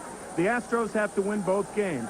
But if the Mets lose today, decided advantage Astros, because Mike Scott will be pitching tomorrow night. All right, we're ready for game 6, with the Mets leading the Astros 3-2.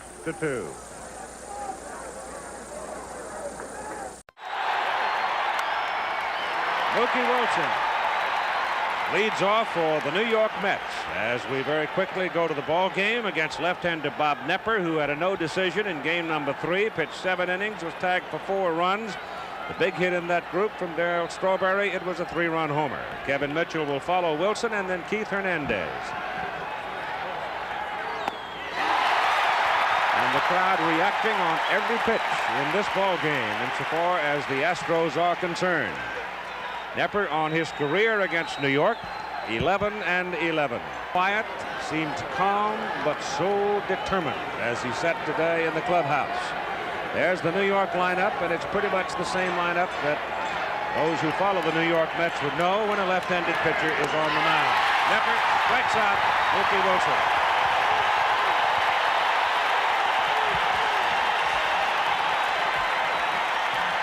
He is jacked up. I don't know if I've ever seen Bob Knepper quite as reactive off the first out.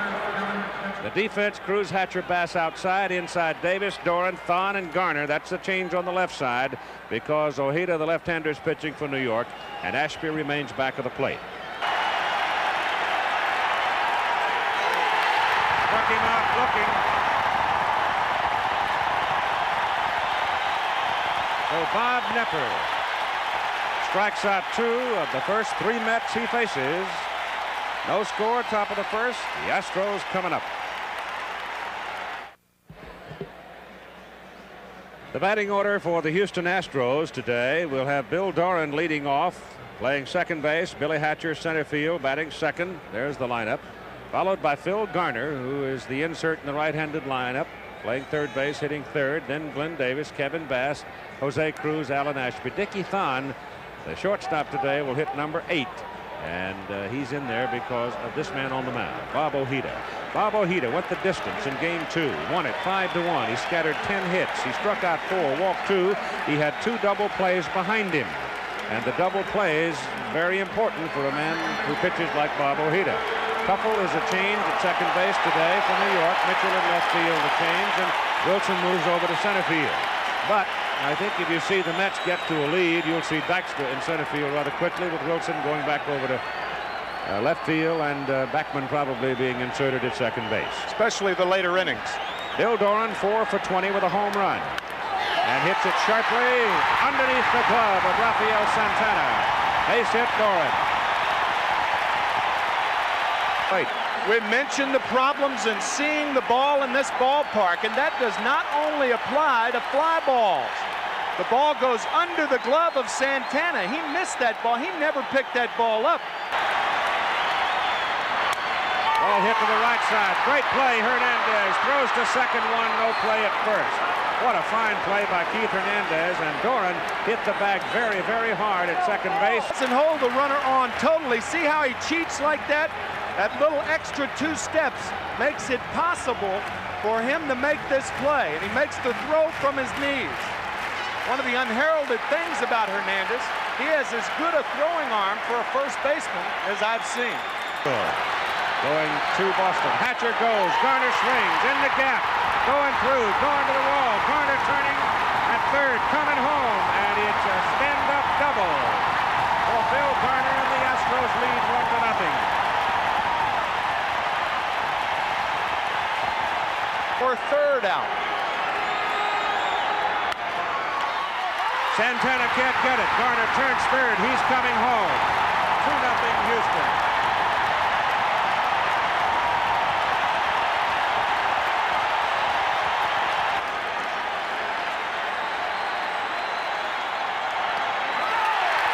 Pass walks. Davis to second.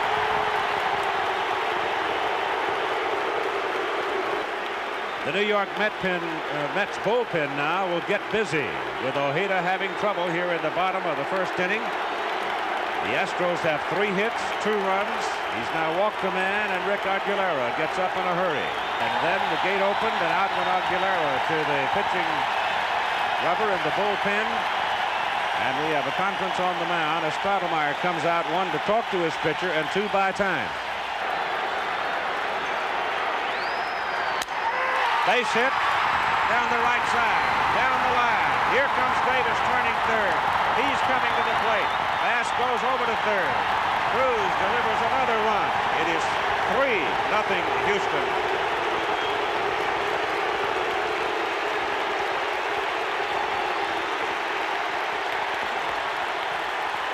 I'll tell you, the attitude of this Houston ball club has been come out on a torrid pace, or had the team come out on a torrid pace, and everything is going their way. Home sweet home. This is like a Mike Tyson first round. Cruz at first, not particularly swift. Ashby, the catcher, at the plate, squeezes on, and Bass is hung up. They go for the suicide, and Ashby can't get the ball down, and they hang up Bass and tag him out. Runners on the ball club too, but he missed that one. Hit to left, flagged down by Santana, and the inning is over.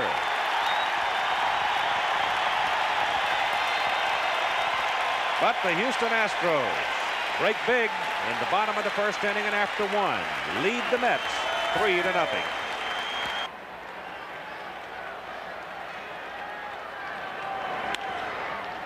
Garner flags it down. Gets it.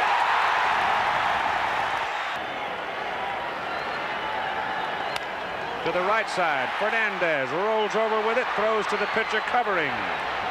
And they get him. Another good defensive play. Hernandez, we've said it before, a state-of-the-art first baseman, ranging to his right, playing way off the line. And you saw Garner with his balance and agility, and now you see Hernandez. These guys can play. The element, that's a squeeze bunt in the first inning. We'll see if that's going to thwart the Astros and kind of hold them at bay. Bobby Ojeda certainly hopes so. Speed. Ray Knight at third. Throws out Doran. And the side is retired. So as necessary to get the lead runner with a 3-run lead, especially with 1 out. Bunt is down. Garner has it. Gets the lead runner at second base. It's Nepper.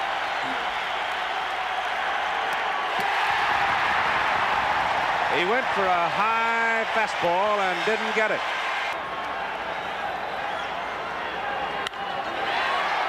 Sharply hit to left, but Kevin Mitchell had him played just right and makes the catch. And so after being pummeled in the first inning, Ojeda now has retired 6 in a row. And after 3, it is 3-0, the Astros lead. I knew it was going to be close, and I'm not going to sit here and say he was out, because I looked at the paper this morning, and I mean, he had it beat. And but there was a look of, I stretched right towards him. Once I caught the ball, I made eye contact. I looked at him, and he just had a questionable look on his face. So I figured I'd put something in there, and I just screamed out. And whether it affected the call or not, who knows? But we were just fortunate to get the call our way. Crafty fellow. This is the headline of the Houston Post this morning. And there's been as much to do here over that as there has been in New York over Mike Scott and his sandpaper. And Bob Nepper, pitching to Hernandez, starts him with a curveball strike. 3-2 to Strawberry. Got him. Sent him a couple of tapes for this winter. Up the middle, flagged by Ojeda. And Bob throws him out. 8 o'clock Eastern time here on ABC. Jose Cruz with a little weak bouncer to the mound, and Ojeda now has handled the first 2 himself. Alan Ashby lined to the shortstop first time, hits this in the air to the left side where Kevin Mitchell has plenty of room for it. And so now Ojeda, after being banged around for 3 runs in the first inning, has retired 9 successive Astros. Houston leads it 3-0 after 4. Well, the Mets have just simply not put the good part of the bat on the ball. They entered the game with a 185 batting average. No team has ever won a league championship series with an average of below 220. Cardinals in last year's World Series, they lost in 7. Nepper jumping up to pull it in and throws him out. So the pitcher's now in control of the ball game as Houston leads it 3-0. Astros have stolen 7 bases, and Doran goes. Carter's throw. Safe. Slow bouncer at third. No play for Knight. Throw back to third, and they got him. Doran overran the bag at third, and Ray Knight whips it back over there, and Bill Doran is out. Now watch Doran. He's thinking home. If Knight makes the throw, the Astros with a 3-run lead, maybe I'll score. But nope. Watch Santana alertly tagging out Bill Doran. Nothing like a veteran. That's right. Back after this message from your local station. Bob Ojeda.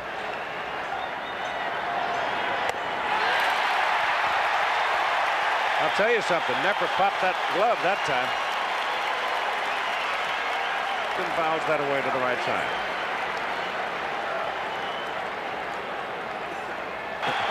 It really is a helpless feeling. 2-2. Hard shot that Bill Doran flags down, slipped a little bit, but he's still got his man. Right-hander Rick Aguilera is in for the New York Mets in the bottom of the 6th inning. On the regular season, as you see his stats there for the championship series, Rick had a record of 10-7 with appearances in 28 ball games. He had 20 starts and pitched 2 complete games. Tell you, the Met relievers have been as superb as the Astros starters. The Met relievers have not allowed an earned run in 10 innings of work. Will pitch to Phil Garner, Len Davis, and Kevin Bass. And of course, Bass is going to turn around and hit left-handed. Activity as people tear up a $300 suit trying to catch a $4 baseball. Struck him out.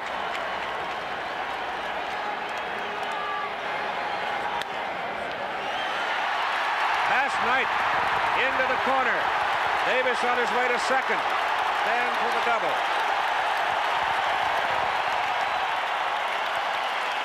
Series alive. Aguilera flags it, chases Davis back and throws out Bass.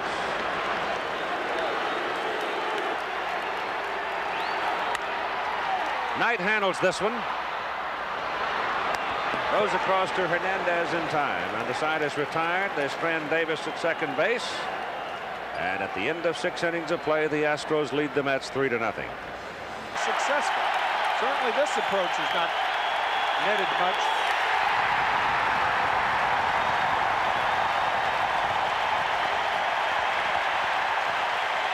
Six strikeouts in the ball game now for Nepper. And in the middle of the 7th, 3-0 Astros.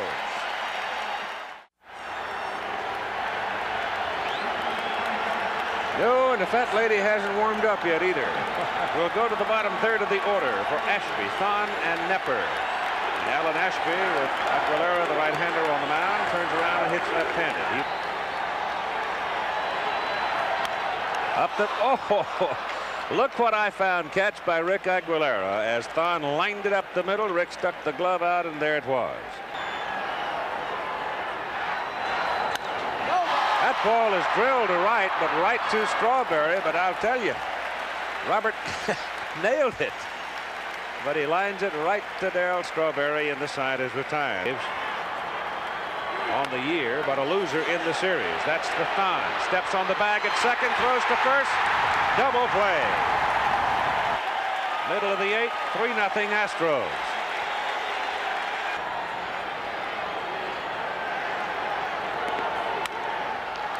Walling hits it to Tuffle. And Tim gets his second put out of the inning. Side is retired in order after 8 innings of play at the Astrodome. Game 6 must win for the Astros, and they lead it 3-0. The last time around for the New York Mets in game number 6, leading 3 games to 2, Bob Nepper, working with a 2-hitter, will be pitching to Lynn Dykstra, Mookie Wilson, and Kevin Mitchell, unless Davy Johnson decides to send somebody up. Terry Nepper, who's watching the game, and she seems as composed as her husband. Nice guy. Well, we'll have some fun with that tomorrow night, if there is a tomorrow night. Right now, Bob Nepper has to get out 3 more Mets.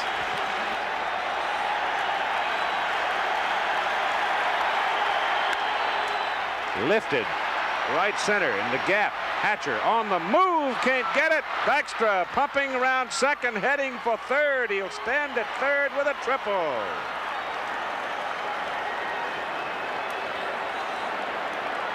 Boy, he's strong.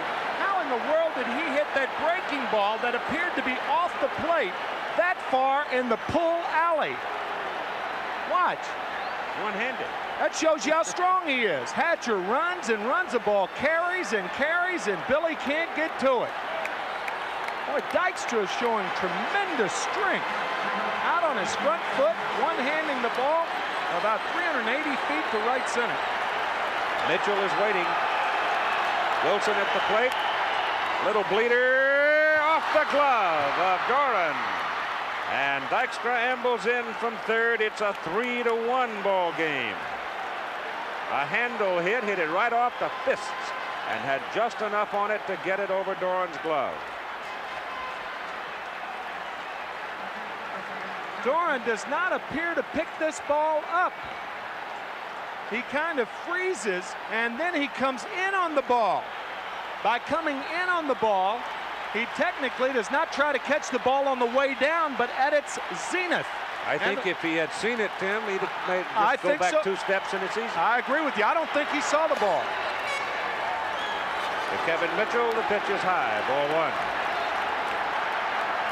He's unable to get either. That's a high chop, cut off by the third baseman Walling, who throws out Mitchell.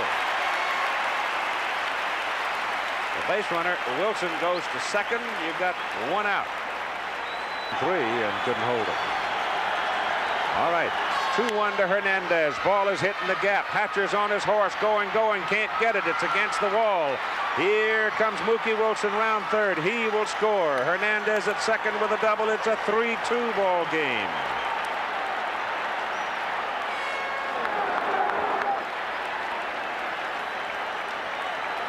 And Hal Lanier comes bouncing out of the dugout on his way to the mound, and he'll go to Dave Smith right here.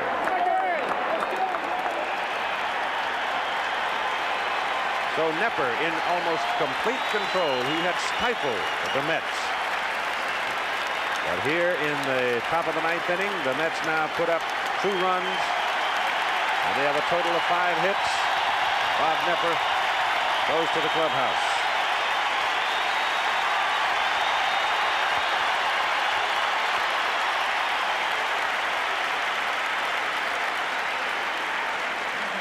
I think a little. Here's the base hit by Hernandez. The risk of falling behind to good hitters. And Nepper, who has been ahead all day, pitching a masterful ball game, gives up the fastball to Hernandez. And Hernandez now in scoring position, a 3-2 game. Wow. Dave Smith now comes into the game. Primary pitch is a forkball. But everybody was of the opinion that it was a forkball that didn't fork enough, that Dykstra hit out to beat him. Or else they'll go home for the winner.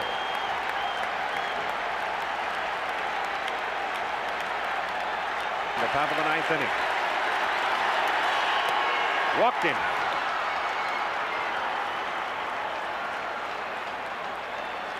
Changes to the other foot. It's funny how the glaring weakness of the Astros, the edge that gave the Mets, the left-handed reliever in the bullpen, and that's the one thing that's absent in the Astros staff, is a left-hander in the bullpen. Jim DeShays has not made an appearance yet. And now you're in a situation where it could be a very, very big point.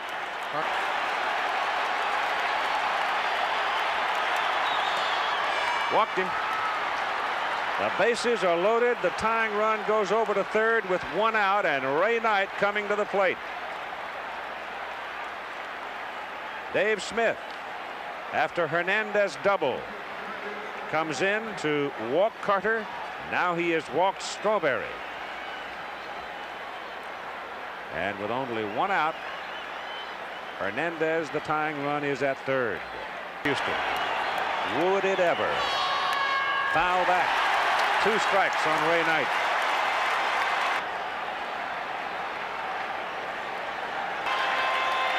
Two-strike pitch. Outside. 1-2.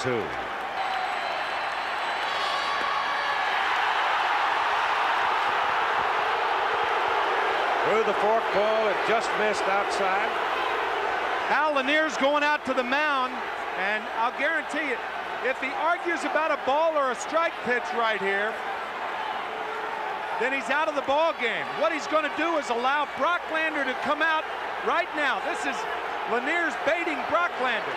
Thon is upset over it. Dickie Thon now being pushed away from the pitching mound back to his position as Brocklander has come to the mound, and Hal Lanier is engaging Brocklander in conversation.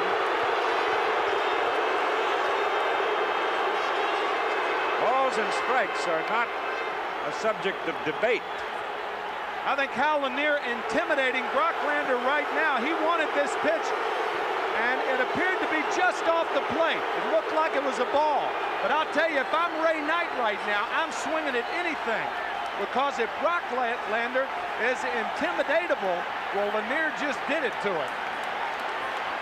And he may call anything that Smith throws up there a strike right now. So if you're Ray Knight, you're up there hacking. 2 balls, 2 strikes, 1 out, tying run, third base, top of the 9th inning. 3-2, Houston leads. And that's pop foul straight back.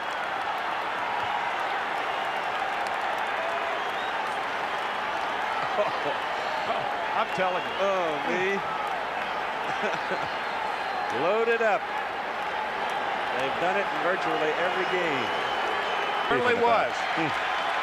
2-2. High fly ball. Gap, right center. Hatcher goes over. No, it is Bass cutting it off. Here comes Hernandez from third. He scores. The game is tied on the sacrifice fly deep to right center by Ray Knight.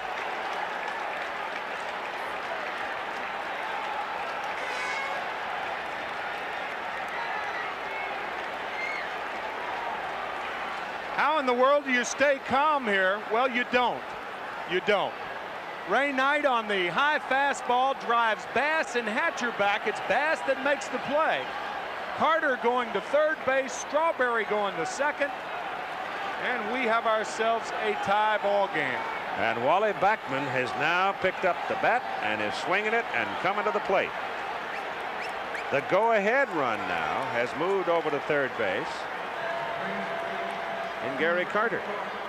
Dykstra led off, hit a triple, banged off the wall in right center. Wilson singled. Mitchell was an out to third. Then Hernandez doubled.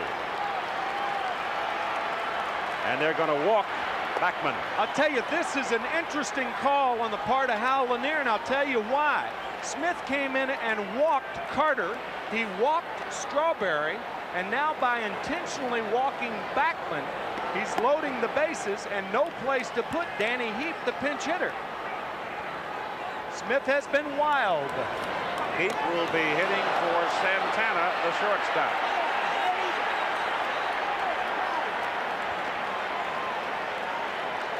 So Smith coming on in relief of Nepper. As you said, walk Carter, walk Strawberry. Now they've walked back. 2-2. 3-2. There is no place to put him. Carter telling Strawberry to make sure he pitches. Smith will work from the stretch to hold the runners just in case of a long single. 3-2 to Danny Heap. Foul ball. That was a fork ball, too. Of all things, a 3-2 fork ball with the bases loaded, 2 outs. Of course, Heap Carter at third, 3-2 count for Heap. High pop-up. Coming back out of play. And that was ball 4. Yes, it was. High. Off the hands, fisted back foul.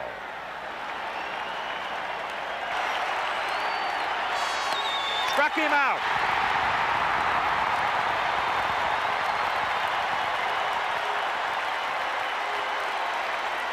The Mets send 9 hitters to the plate in the top of the 9th inning. They score 3 runs. They leave 3. The score is tied 3-3. And we'll be back after this message from your local station.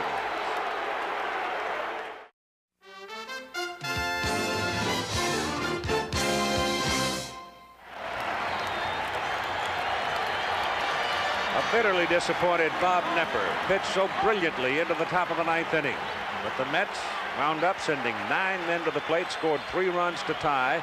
While we were away, Bob Lanier came out. Dave Smith said something to Brocklander. They exchanged words. Lanier came out, and this is on tape, came out to talk to Brocklander. It was an animated conversation, but Lanier eventually went back to the dugout. Now, the changes for the New York Mets. Roger McDowell is on the mound.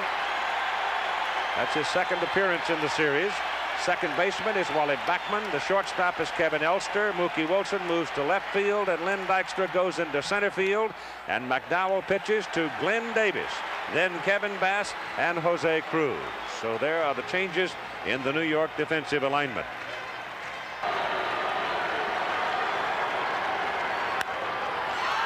Left field. Hit well. Wilson over. Side retired.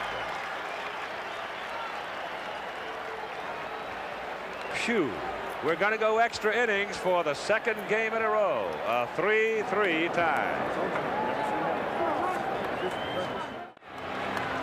All right. The 45,000 plus in the Astrodome take a deep breath as Lynn Dykstra, who started the explosion in the top of the 9th inning, leads off in the top of the 10th inning against Dave Smith. He hit his triple off Bob Nepper.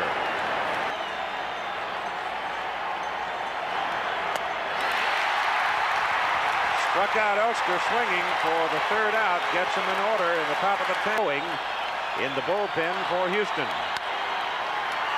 Great play, Hernandez at first base. Get to looking at him playing first base, and you wonder how anybody ever gets a hit on the ground to the right side. Foul tip held by Carter, and Reynolds is gone.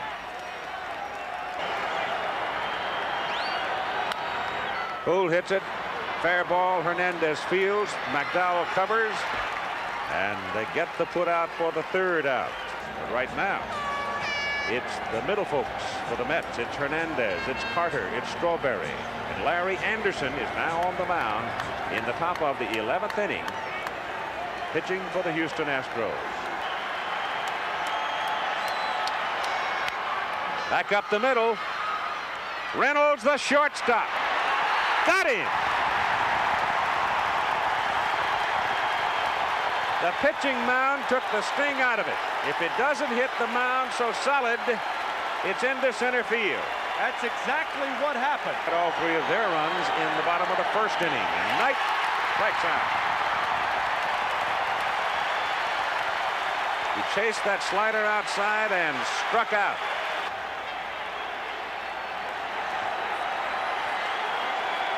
Roger working his 3rd inning. He has worked over 3 innings only 2 times this year. Ball game, we'll see.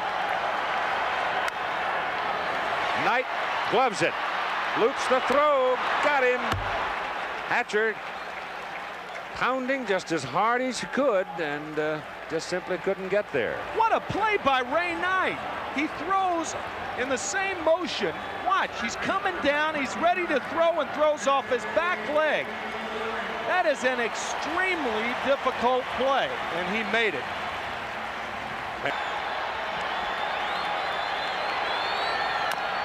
Chopper.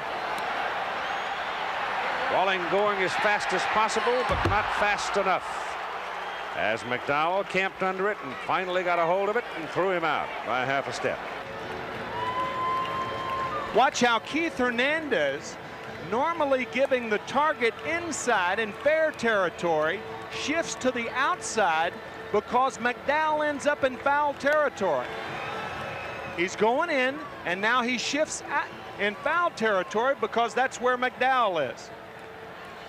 You know, McDowell almost hit Walling with Surely that did. He certainly did. If there is a 7th game, it'll be at 8 o'clock Eastern time tomorrow night here on ABC, with Mike Scott scheduled for Houston, Ron Darling scheduled for the Mets. But our first problem is resolving this one.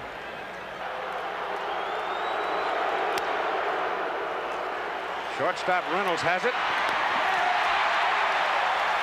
1-2 the count on Glenn Davis. Ball bounces as he swings and misses on a sailing slider or a sinker, and it is out number 1.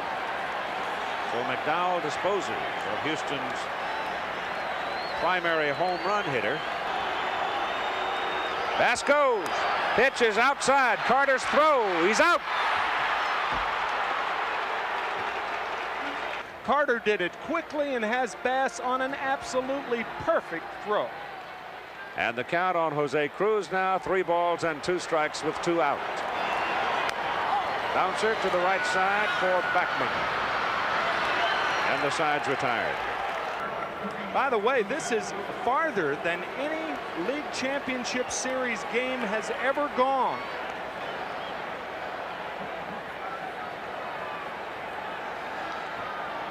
They haven't won it yet. And that's his best, that slider. Deflected to Doran at second base, and he throws him out. If Anderson doesn't get a piece of it, it might well have been a base hit. Shortstop Reynolds. Ball hit right to him. So Larry Anderson continues a very impressive performance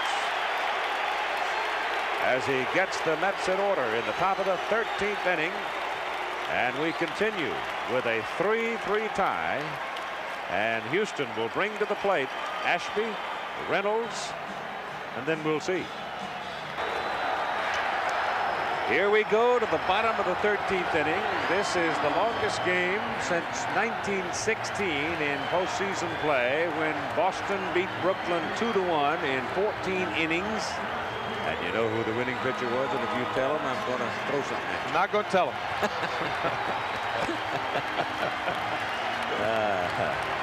Babe Ruth was the winning pitcher. George Herman Ruth. My goodness.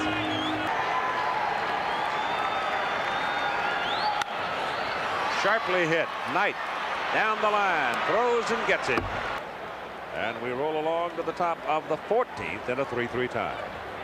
Well, that old expression, to the wall, certainly fits here, because it looked like Houston had it in hand, and then bang, the Mets erupt, and ever since then both teams have been quiet. Well, this isn't a baseball game, it's insurgency, I think. I mean, these two teams are going at each other as though there were no tomorrow, and it's interesting in that in the Houston Astros case, there will be no tomorrow if they lose tonight's ball game. And it is tonight, a day game that is turned tonight. Pitching change here for Houston. Aurelio Lopez has come in. Certainly not among the fireballers of this generation. No. He will be pitching to Gary Carter, Darryl Strawberry, and Ray Knight. Orozco is now headed for the bullpen for New York. Ball is hit, punch to the right side, drops in front of Kevin Bass for a base hit, and Gary Carter is aboard in the top of the 14th inning with Darryl Strawberry coming to the plate. Walked him.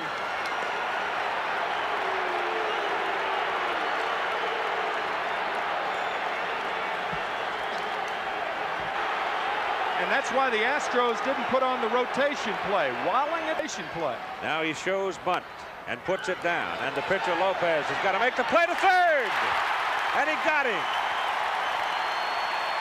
Darryl Strawberry considers third base easier to steal than second, even with the left-handed hitter up there. If the Astros don't pay heed to Strawberry, he'll take off.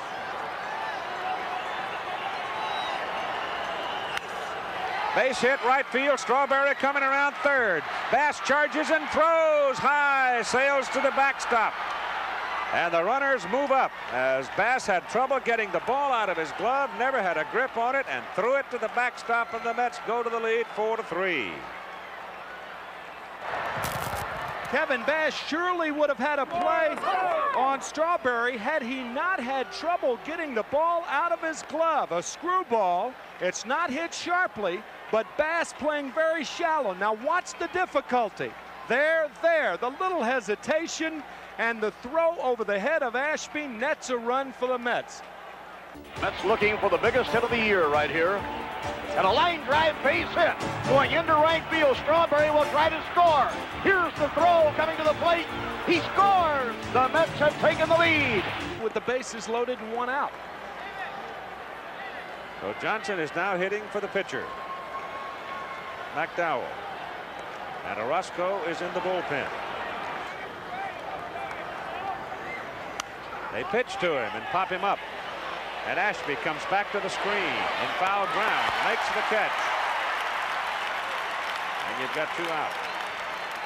And I guess the reason they did go ahead and pitch to him was because Lenny Dykstra was on deck. Dykstra has been nothing but trouble for him.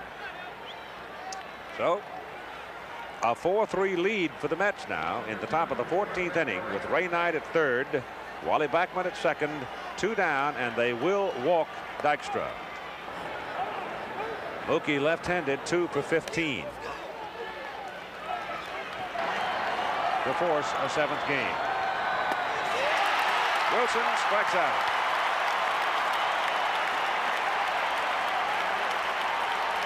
So we move to the bottom of the 14th inning. The New York Mets leading 4-3, and back after this message from your local station.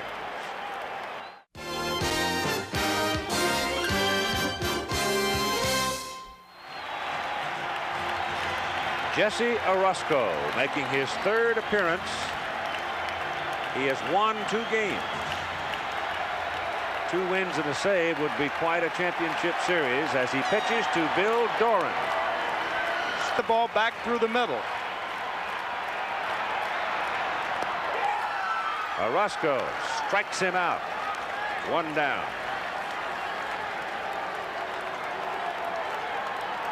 I'll tell you, it appears that Jesse Orosco's pride is surfacing after Roger McDowell took over the #1 reliever's role for the Mets this year.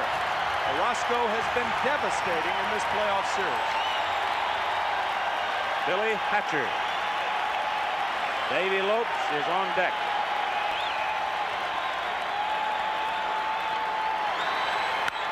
Ball is hit hard to the left side, but it's foul by about 35-40 feet.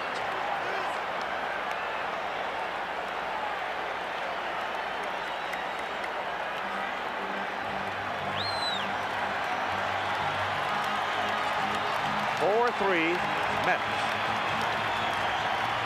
I think the rest of the story you know. All he'll get. Inside could be a homer. Breaking pitch, close. Full count to Hatcher. 3 balls and 2 strikes.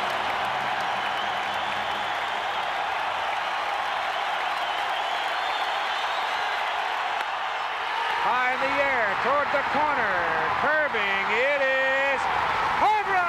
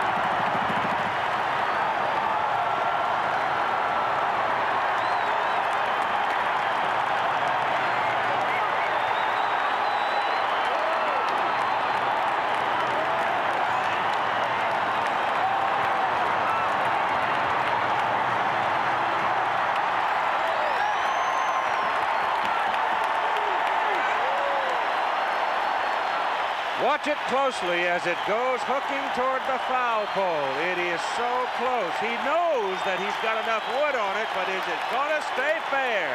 Does that remind you of Bud's fist a little? Shades of Game 6 of the '75 series. And that's what we were talking about the inside fastball. Hatcher had just pulled one foul down the line, and this one hits the net. 3 inches fair. The danger of the inside fastball, and now Walling will bat for himself.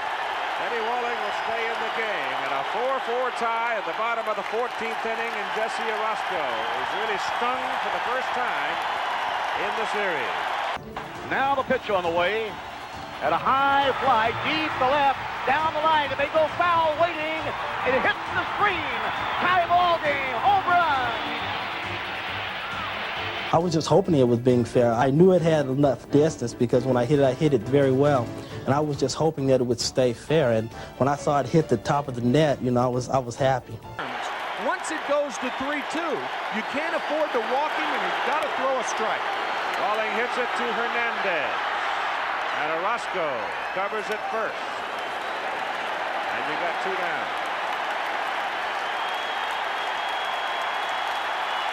Well, you've got 2 out. Hatcher has just homered to tie at the bottom of the 14th, and here's the big man, Lynn Davis.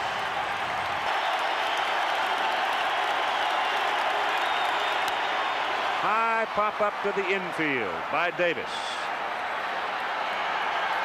Wally Backman makes the catch for the 3rd out.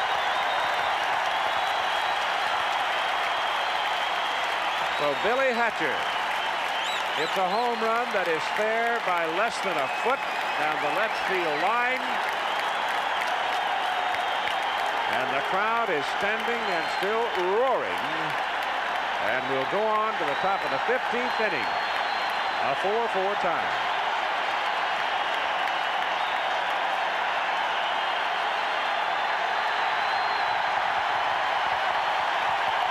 I really don't believe that 14th inning. Wally Backman driving in the run on the screwball on the ball that was held by Kevin Bass.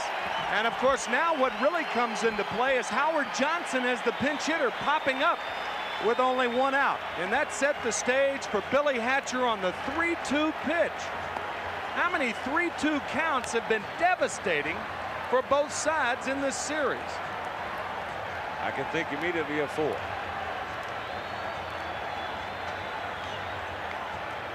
See him turn on that inside pitch. How appropriate that you mentioned Carlton Fisk in the 6th game of the 75 series. My goodness. Charlie Kerfeld's reaction while this was going on.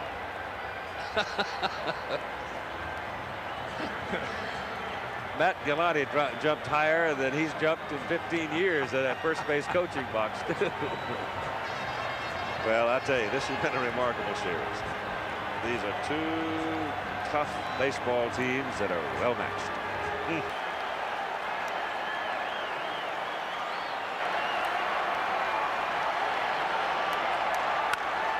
Hard shot. Hatcher on the move, can't get it, but knocks it down, and he holds Carter to a single, and Gary hit it on the nose. Ball rolls around. Carter breaks for second. Throw down. He's a dead duck. Ball got away from Alan Ashby. It's Kevin Bass, Jose Cruz, and Alan Ashby. The 3 hitters facing Jesse Orozco, and Bass hits it down toward the corner. It is a foul ball. Got all of it, but it was fouled by a couple of feet. That's like umpire Dutch Winnert making the call rather quickly. Pardon me, Keith. That's like the ball that Billy Hatcher hit before his home run. He fouled one down in the corner.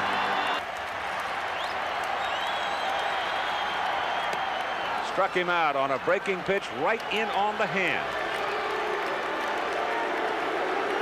8 to spin that second catcher.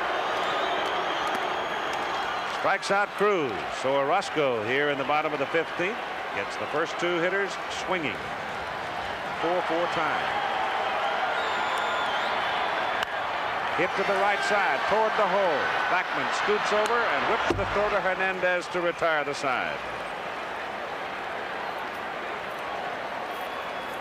So on we go. 4-4 between the Astros and the Mets.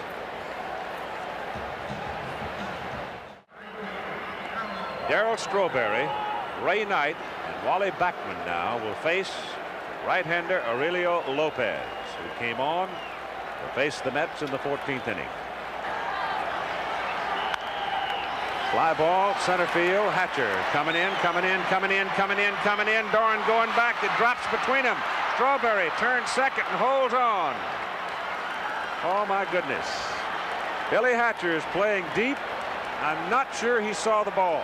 He took one step back, too. He thought the ball was hit better than it really was. The one step back cost him dearly. Screwball off the end of the bat. Now he's already taken the one step back. Now he has too far to go because he's playing Strawberry too deeply. Doran can't get to it. And the Astros fortunate this ball wasn't a triple.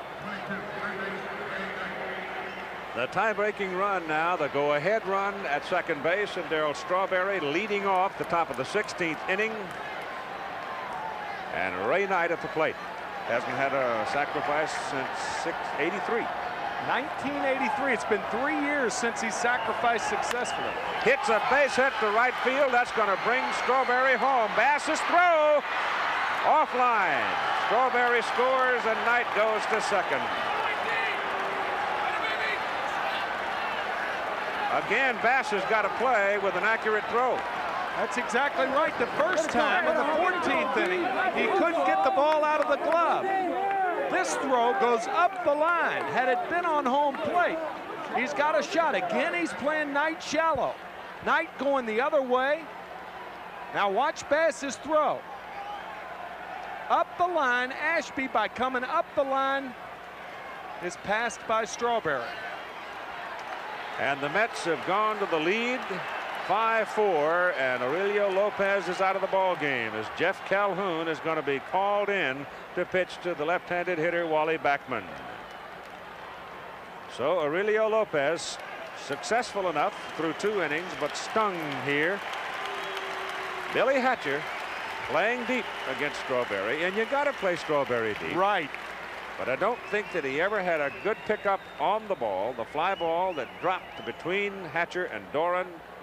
Tell you what, Beowulf was the epic in literature, and in 10,000 years, maybe if somebody sees a tape of this game, it may be the epic of our society as we live in it today. Davy Johnson's got to decide whether he wants to keep Orozco in the ball game or not. The strike. Darwin now is going back to the bullpen. And Charlie Kerfeld, who Bob Nipple. Ball squirts away from Ashby. Runner breaks for third, and in there is Ray Knight. What a big run he would be if they should get him home. That's right, because the Mets realized that they blew a chance to add on in the 14th inning. That's charged as the wild pitch. It really is a shame that there has to be a loser in this ball game. Sisk, for the moment, a spectator in the Mets bullpen as Backman works Calhoun for a walk.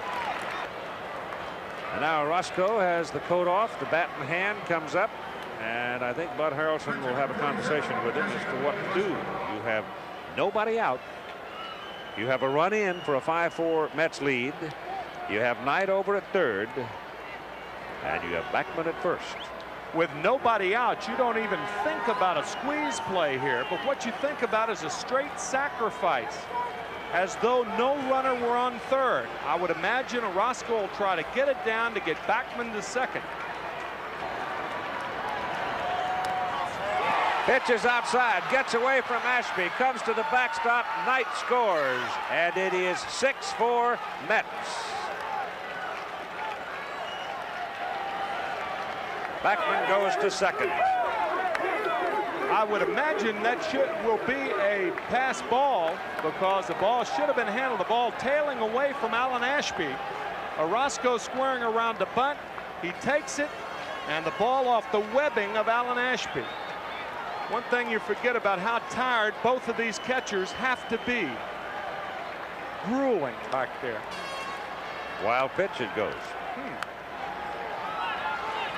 But right down the line, Walling throws, and Orozco moves Backman over to third with the sacrifice. So the Mets get a little bonus there on the second wild pitch of the inning by Calhoun.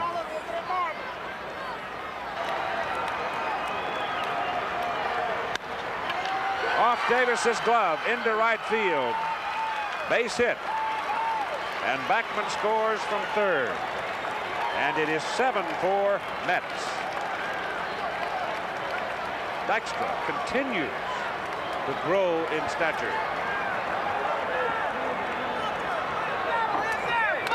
At the outset of these games, we said how valuable Backman and Dykstra were to this ball club, and they continue to prove it.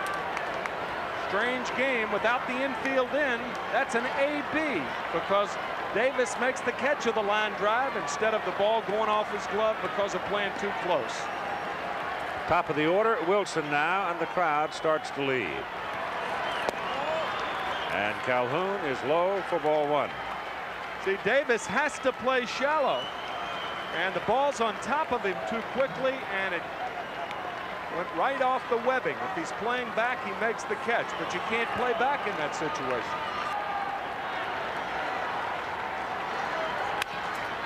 To Doran at second. Over to Reynolds, back to first. They turned the double play.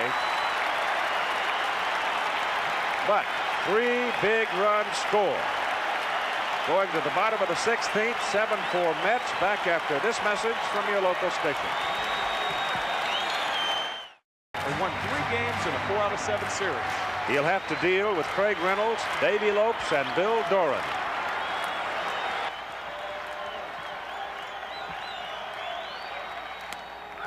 Reynolds swings and misses on a breaking pitch for the first out.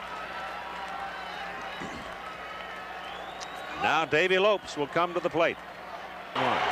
Bill Doran on deck. Ball 4. Lopes is aboard.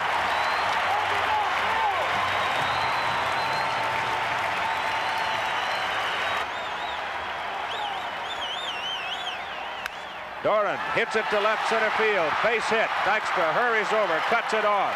Lopes stops at second. The Astros are still alive.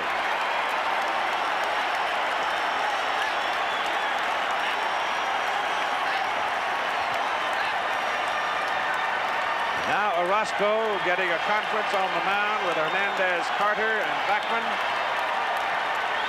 And Billy Hatcher, who hit the home run to tie in the bottom of the 14th inning, is waiting to come to the plate.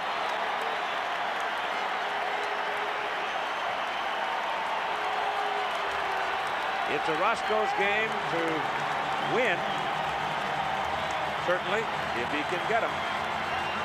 Tim McCarver has departed for the presentation of the MVP trophy. Corey McFerrin is waiting to go into the winner's clubhouse.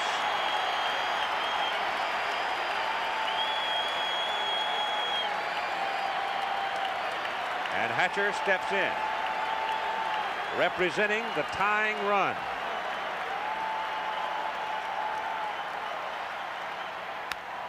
Ball is hit up the gap. It's in there for a base hit. Lopes starts third. He's coming to the plate to score. And it's 7-5 New York.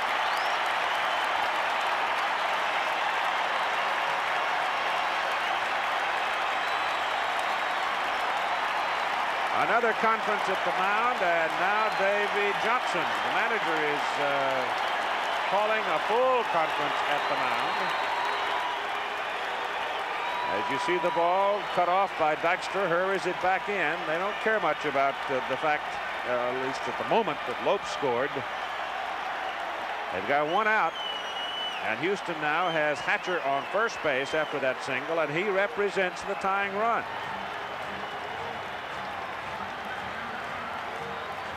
Doug Sisk is back up throwing in the New York Mets bullpen. Big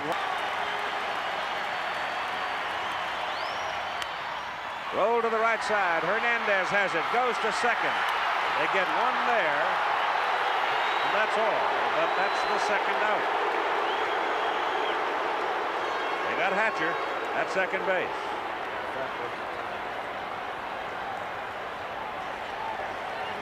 Well, we've got 1 out to go for the New York Mets in a 7-5 ball game. Bill Doran is now over at third base. Walling on at first on the fielder's choice. And here's the home run hitter. 31 big ones this year for Glenn Davis. Tim McCarver downstairs now. Caught up in the tension of the moment. And what a moment to have your home run hitter at the plate with the tying run on first base. They need 2 to tie. 7-5. Davis hits it at center field. Dykstra coming late. Got a late start. Drops in front of him. And they are still alive. It is 7-6 as Doran scores from third.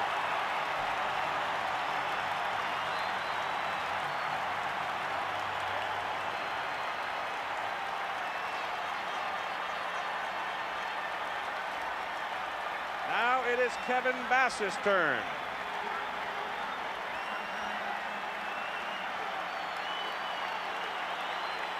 If they were to make a pitching change here, they would turn Bass around. He would hit left-handed against Sisk, if you recall. Bass's power side is the right side.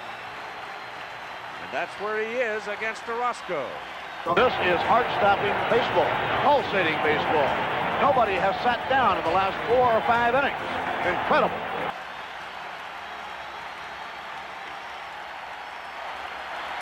And once again, Danny Darwin, and now Charlie Kerfeld is going to go down there too in the Houston bullpen, just in case.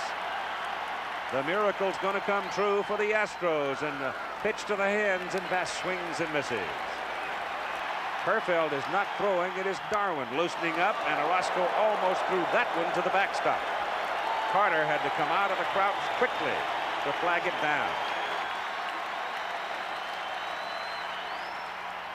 Bass swings and misses. Same pitch, same place.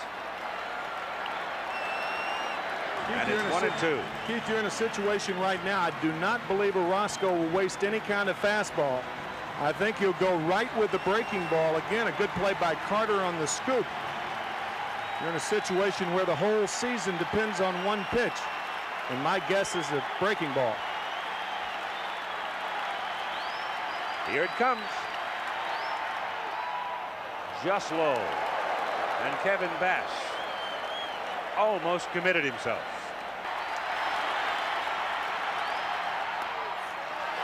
Close. Breaking pitch hit right around the plate. And it's a full count, 3-2. Mike Scott, who watched the pitch the 7th game. Bob Nepper, who seemed to have this one in hand, only to have it get away from him in the 9th inning. 3-2 to Bass. Struck him out.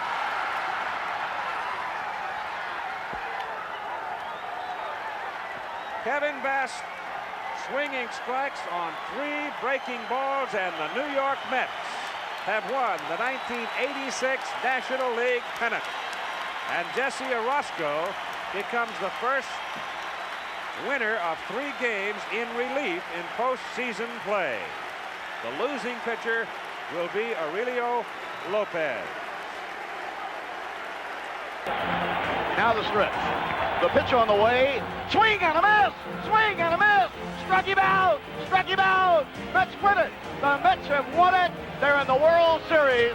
That's the only game that I've ever played in that at the end of the game that I couldn't talk. I was so overwhelmed with emotion that we were going to the World Series and fatigue from the concentration for 16 innings, every ground ball, every at-bat meaning something. Knowing that tomorrow we have to face Mike Scott, that we have to do it today. And I've never felt that way again. Bob Nepper can only watch the Mets celebration in the center of the field. When it seemed early on in the day that Bob was on his way to pitching a classic ball game, masterful in performance for 8 1/3 innings. And then the sky fell, and the Mets tied at 3-3. And then they went ahead 5-4. And Houston came back in the 14th inning to tie. And then the Mets came back to go ahead by winning the ball game with that 3-run outburst in the top of this inning. So the struggle is done. Sadness, disappointment, fatigue, you name an element, and it exists on one side or the other.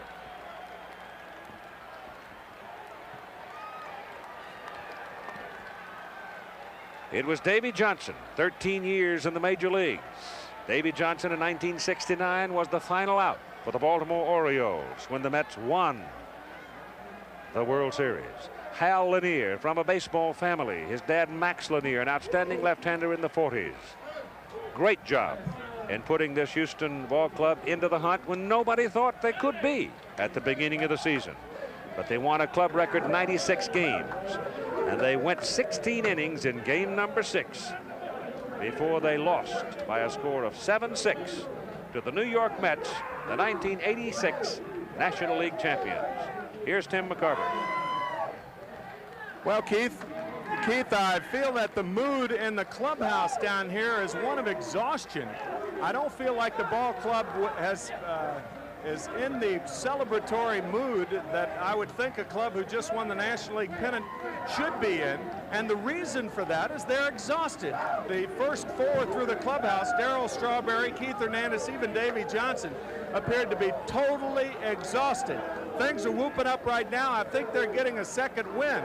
And we will try to have some folks up on the platform as soon as they get ready. Most tiring ball game that I have ever been a part of as a fan or as a player. Well, Houston was in a championship series in 1980 with the Philadelphia Phillies for 5 games. It was memorable. It wore on and on and on. And finally, Philadelphia came from behind to win in the 5th game. In this one, though it only went 6 games, it will surely go down as one of the memorable contests in championship play. Well, they popped the champagne all right. And while they may whoop it up, I'll bet you it doesn't last long, because a struggle like this wears your nerves and your body down to the fine edge. And there is still work to be done, because the World Series is scheduled to open on Saturday. And in just a few minutes, the California Angels and the Boston Red Sox will have at it at Fenway Park in game number 7 to determine which American League team will be going to the World Series. Well, the champagne, the bubbly's in the air, and let's go now to Tim with the... In games 1 and 4 of the playoffs, New York faced a former Met, Mike Scott, that year's National League Cy Young Award winner. With a nasty splitter, Scott baffled and frustrated his former team. I didn't get very many hits off of Mike Scott. We all knew that he cheated, you know, and he admits to it today. You have guys that are accused of corking bats, stealing signs, spitballs here and there. I'm sure it happens. Oh, well, we'll never know. He did cut his ball, because we saved the balls. Come on, they were just like razor blades, or pecs, all in the same spot.